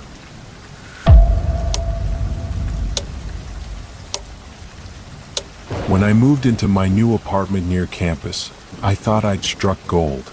The rent was cheap, and the landlord even threw in some furniture, including a large bed with a sturdy wooden frame. It wasn't in perfect condition. There was a faint, musty smell in the room, but I chalked it up to the age of the building. The first few nights were uneventful. I busied myself unpacking, arranging the small space to make it feel like home. But after about a week, I started noticing something strange. It was the smell. It grew stronger at night, especially near the bed. I assumed it was the mattress or the old wooden frame, so I decided to clean underneath. Pulling out my phone's flashlight, I crouched down to check the underside. The light illuminated nothing unusual, just a few dust bunnies and an old fabric sheet crumpled against the wall. I assumed it had been left there by a previous tenant. Its dark, muddy stains made me hesitant to touch it, so I left it where it was and made a mental note to throw it out later. That night, I woke up to a faint noise. It was soft at first, like the gentle rustling of fabric. I froze, holding my breath, straining to hear. The sound seemed to be coming from beneath the bed. The rational part of me wanted to believe it was a mouse or something equally harmless, but lying there in the darkness, my imagination conjured all kinds of horrifying possibilities. My hand inched toward my phone, gripping it tightly as I activated the flashlight and shone it at the floor. The light reflected off the wooden floorboards and stopped at the crumpled sheet. It hadn't moved.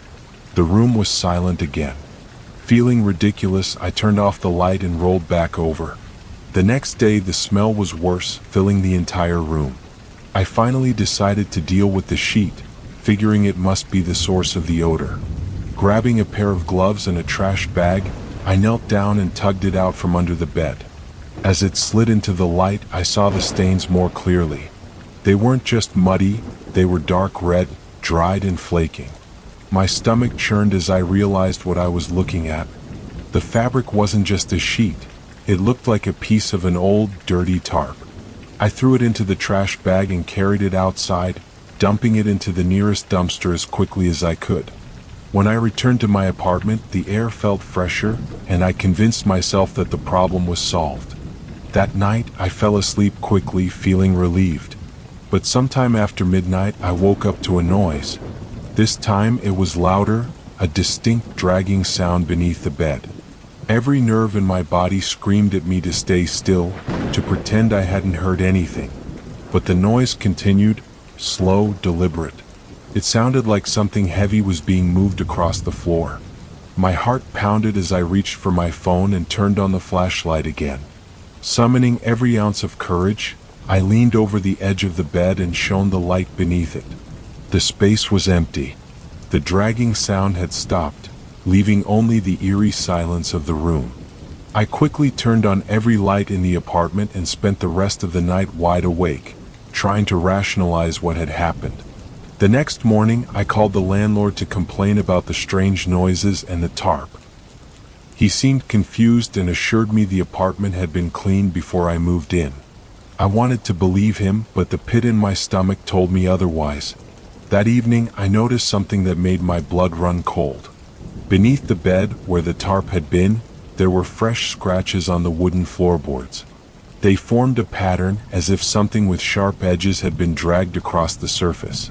I decided to move the bed entirely, hoping to get a better look. As I pushed it away from the wall, a faint metallic scraping echoed through the room. I froze, staring at the floor where the bed had been. There, partially hidden by dust, was a small, square cutout in the floorboards, a trapdoor. I stared at it, a chill running down my spine.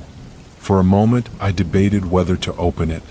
Curiosity won out, and I pried it up with trembling hands. The space below was dark, damp, and deeper than I expected. My flashlight illuminated a narrow crawl space, empty except for a single item resting in the corner, a large, rusted knife. I backed away slowly, my hands shaking. That night, I slept on the couch, every noise from the apartment making my skin crawl. The next morning, I called the landlord again and demanded an explanation. He arrived an hour later, visibly puzzled. When I showed him the trapdoor and the knife, his face paled. "This wasn't here before," he muttered, almost to himself. I moved out the next day. I didn't wait to find out who, or what, had been under the bed with me.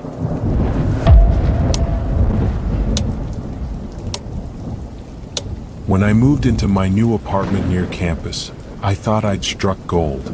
The rent was cheap, and the landlord even threw in some furniture, including a large bed with a sturdy wooden frame. It wasn't in perfect condition.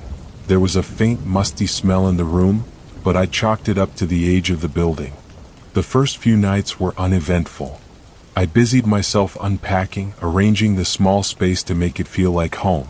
But after about a week, I started noticing something strange. It was the smell. It grew stronger at night, especially near the bed. I assumed it was the mattress or the old wooden frame, so I decided to clean underneath. Pulling out my phone's flashlight, I crouched down to check the underside. The light illuminated nothing unusual, just a few dust bunnies and an old fabric sheet crumpled against the wall. I assumed it had been left there by a previous tenant. Its dark, muddy stains made me hesitant to touch it, so I left it where it was and made a mental note to throw it out later. That night, I woke up to a faint noise. It was soft at first, like the gentle rustling of fabric. I froze, holding my breath, straining to hear. The sound seemed to be coming from beneath the bed. The rational part of me wanted to believe it was a mouse or something equally harmless, but lying there in the darkness, my imagination conjured all kinds of horrifying possibilities. My hand inched toward my phone, gripping it tightly as I activated the flashlight and shone it at the floor. The light reflected off the wooden floorboards and stopped at the crumpled sheet. It hadn't moved. The room was silent again. Feeling ridiculous, I turned off the light and rolled back over. The next day, the smell was worse, filling the entire room. I finally decided to deal with the sheet, figuring it must be the source of the odor. Grabbing a pair of gloves and a trash bag, I knelt down and tugged it out from under the bed. As it slid into the light, I saw the stains more clearly. They weren't just muddy, they were dark red, dried and flaking. My stomach churned as I realized what I was looking at. The fabric wasn't just a sheet. It looked like a piece of an old, dirty tarp. I threw it into the trash bag and carried it outside, dumping it into the nearest dumpster as quickly as I could. When I returned to my apartment, the air felt fresher, and I convinced myself that the problem was solved. That night, I fell asleep quickly, feeling relieved. But sometime after midnight, I woke up to a noise. This time, it was louder, a distinct dragging sound beneath the bed. Every nerve in my body screamed at me to stay still, to pretend I hadn't heard anything. But the noise continued, slow, deliberate. It sounded like something heavy was being moved across the floor. My heart pounded as I reached for my phone and turned on the flashlight again. Summoning every ounce of courage, I leaned over the edge of the bed and shone the light beneath it. The space was empty. The dragging sound had stopped, leaving only the eerie silence of the room. I quickly turned on every light in the apartment and spent the rest of the night wide awake, trying to rationalize what had happened. The next morning, I called the landlord to complain about the strange noises and the tarp. He seemed confused and assured me the apartment had been cleaned before I moved in. I wanted to believe him, but the pit in my stomach told me otherwise. That evening, I noticed something that made my blood run cold. Beneath the bed, where the tarp had been, there were fresh scratches on the wooden floorboards. They formed a pattern as if something with sharp edges had been dragged across the surface. I decided to move the bed entirely, hoping to get a better look. As I pushed it away from the wall, a faint metallic scraping echoed through the room. I froze, staring at the floor where the bed had been. There, partially hidden by dust, was a small, square cutout in the floorboards, a trapdoor. I stared at it, a chill running down my spine. For a moment, I debated whether to open it. Curiosity won out, and I pried it up with trembling hands. The space below was dark, damp, and deeper than I expected. My flashlight illuminated a narrow crawl space, empty except for a single item resting in the corner, a large, rusted knife. I backed away slowly, my hands shaking. That night, I slept on the couch, every noise from the apartment making my skin crawl. The next morning, I called the landlord again and demanded an explanation. He arrived an hour later, visibly puzzled. When I showed him the trapdoor and the knife, his face paled. "This wasn't here before," he muttered, almost to himself. I moved out the next day. I didn't wait to find out who, or what, had been under the bed with me.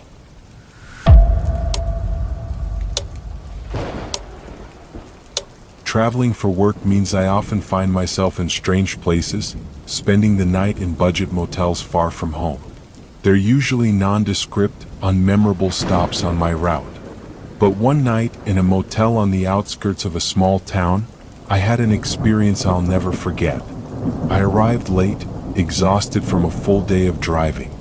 The motel was as bland as they come: peeling paint, flickering neon sign, and a quiet, near-empty parking lot. I checked in, took my key, and headed to my room on the ground floor.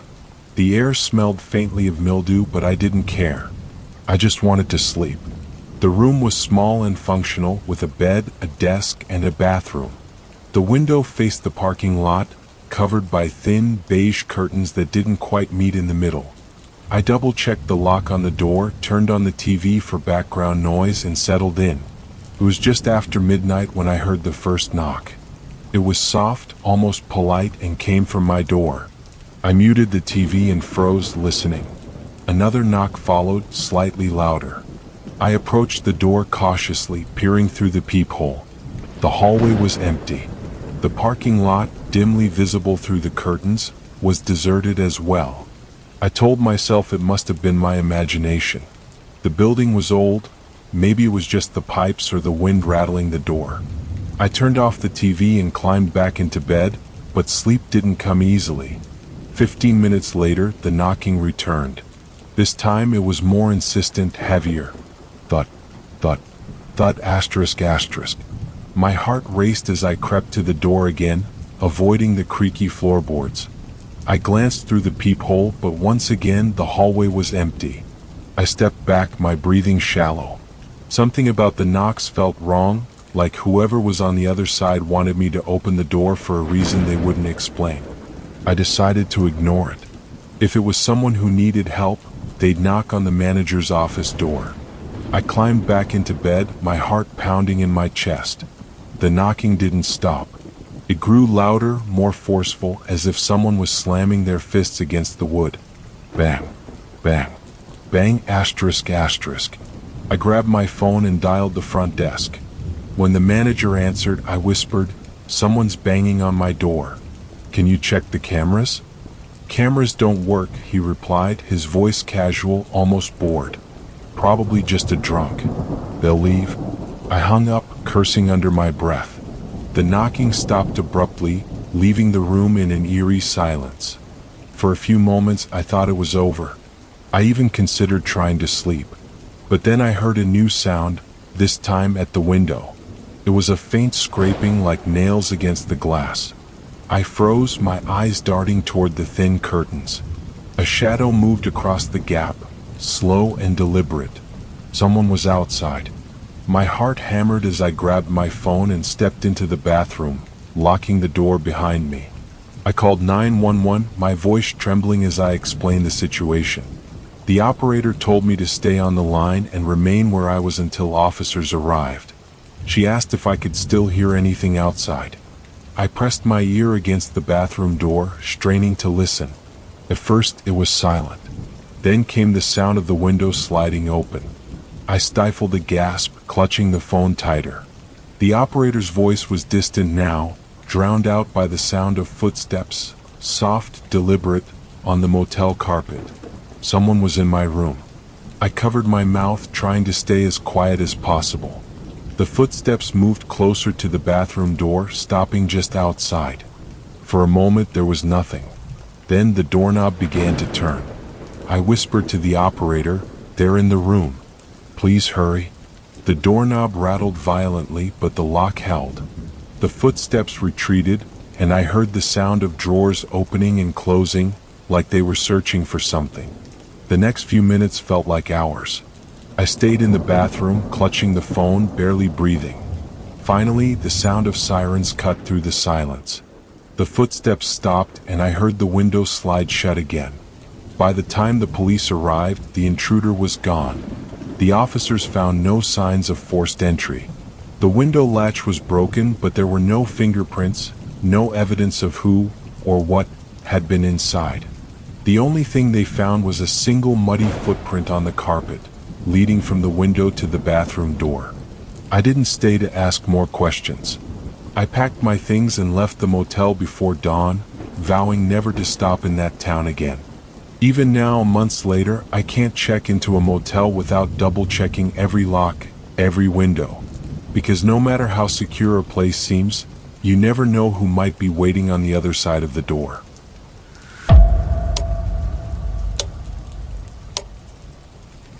I live in a quiet, unassuming apartment building, the kind where tenants keep to themselves and the hallways always seem eerily silent. My unit is on the 5th floor, and I almost always take the stairs, an old habit from when I used to avoid crowded elevators.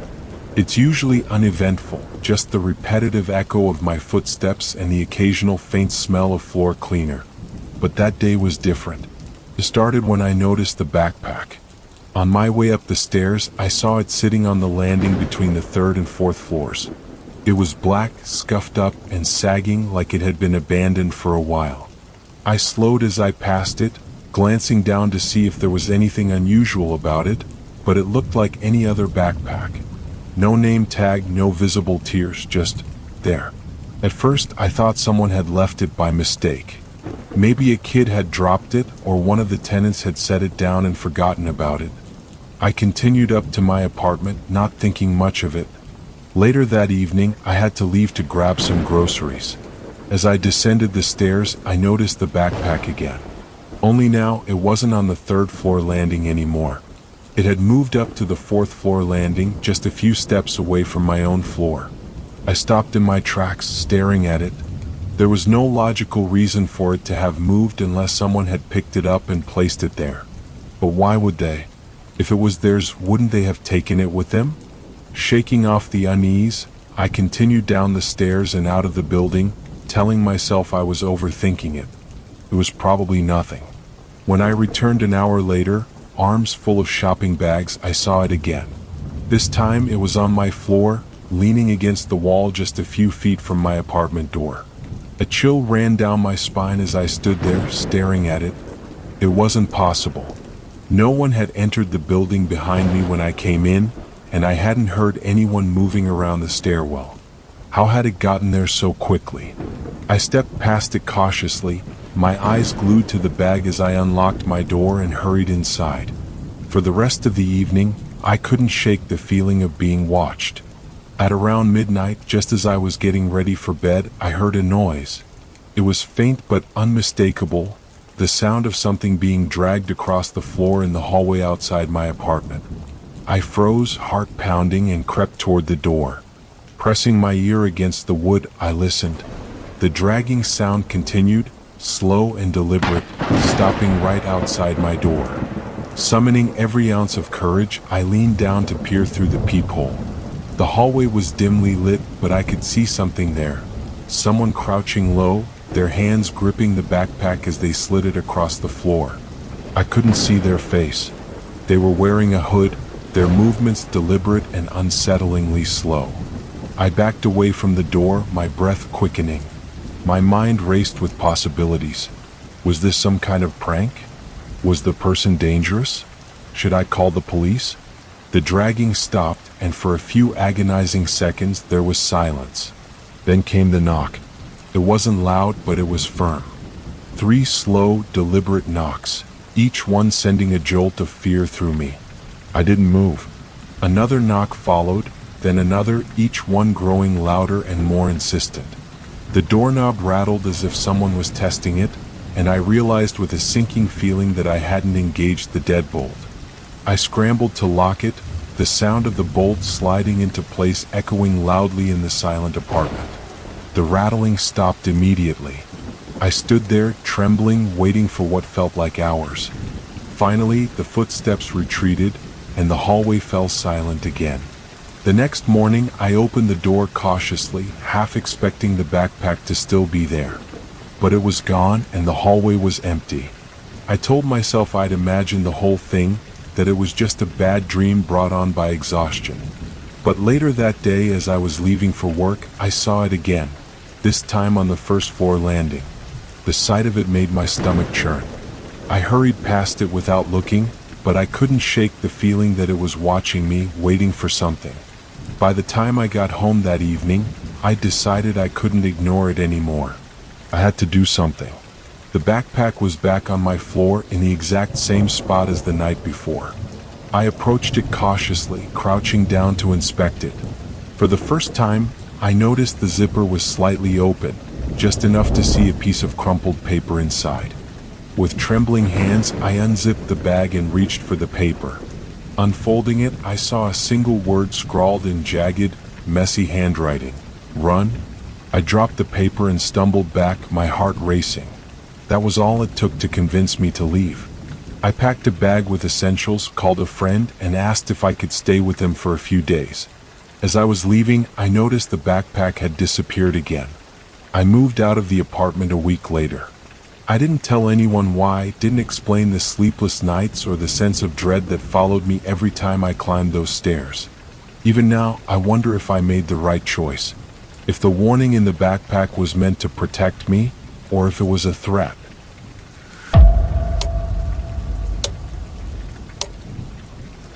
I live alone in a quiet suburban neighborhood, in a small house that I inherited from my grandparents. It's the kind of area where you don't expect much trouble. Most people know each other and the streets are well lit. Still, I've always been cautious. I keep my doors locked, my windows secured, and I've got a reliable home security system. That night, I was curled up on the couch, binge-watching a crime documentary series on Netflix. It was a little past 11 p.m., and I had just decided to turn in when I heard it, a soft, deliberate knock on the front door. At first, I thought I might have imagined it.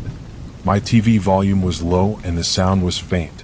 I paused the show and sat still, listening intently. Then the knock came again. 3 soft, measured taps. My stomach tightened. Who knocks on someone's door this late at night? I hesitated, considering my options. I didn't have any friends or neighbors who'd visit unannounced, especially not at this hour. My phone was on the coffee table. I picked it up, ready to call someone, maybe the police, if it came to that. But curiosity got the better of me. Quietly, I crept toward the door and looked through the peephole. Nothing. The porch light was on, illuminating the small concrete steps leading up to my door, but there was no one there. My driveway was empty. No cars, no signs of movement. I stood there for a moment, my heart pounding in my chest, waiting for another sound. A few minutes passed. Nothing. I told myself it was probably kids pulling a prank. Feeling foolish, I double-checked that the door was locked and headed to my bedroom. But just as I started down the hallway, the knocking came again, this time louder. I froze. The knocks weren't random or frantic. They were deliberate. 3 solid thuds, each one spaced perfectly apart. This time, the sound wasn't coming from the front door. It was coming from the back. The back door led to a small fenced yard, surrounded by tall hedges. There was no way anyone could get back there without jumping the fence or breaking through the gate. My heart raced as I grabbed a kitchen knife from the counter and slowly made my way toward the back of the house. The blinds on the back door were drawn so I couldn't see outside. I took a deep breath, steeling myself, and then quickly pulled them aside. Again, nothing. The yard was empty, shrouded in shadows from the lone street light beyond the fence. I scanned the area for any movement but saw none. Still gripping the knife, I checked the lock on the door. It was secure. "Who's there?" I called out, my voice trembling. Silence. The only sound was the faint rustling of leaves in the night breeze. I stood there for what felt like hours, knife in hand, waiting for something, anything, to happen. But the knocking didn't come again. Eventually, I convinced myself it was just my imagination. I locked all the doors and windows, turned on every light in the house, and returned to the living room. By then, it was nearly midnight. I decided to stay up a little longer just to make sure everything was okay. I sat on the couch with my phone in hand, scrolling through social media to distract myself. And then the power went out. The sudden darkness was suffocating. I could hear my own breathing, rapid and shallow, as I fumbled for my phone flashlight. When I finally turned it on, the weak beam illuminated the room in eerie shadows. I heard a sound. Not a knock this time, something else. A scraping noise like metal on metal coming from the front door. My blood ran cold. Slowly, I approached the door, knife clutched tightly in one hand, phone in the other. The scraping continued, rhythmic and deliberate. Someone was trying to tamper with the lock. I dropped to my knees, holding my phone up to the peephole. The light barely lit the narrow view outside, but I saw something that made my heart stop. A hand gripping a pair of pliers, working furiously at the deadbolt. "Get away from my house!" I screamed, banging on the door with my free hand. The pliers froze. For a moment, everything was silent. Then the hand withdrew and I heard hurried footsteps retreating down the porch steps. I didn't dare open the door. Instead, I called the police, my hands shaking so badly I could barely type. They arrived 20 minutes later, by which time the intruder was long gone. The officers searched the property but found little evidence.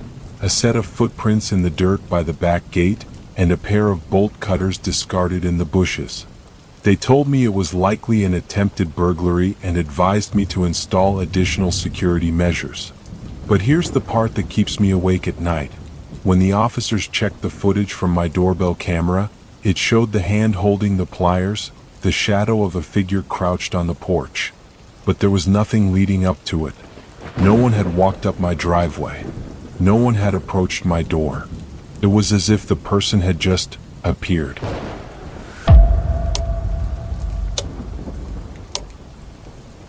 Alright, that's all the stories for today. I'm so glad you stayed with me until the end. It really means a lot. If you enjoyed this video, don't forget to like, comment, and subscribe. I'll see you next time.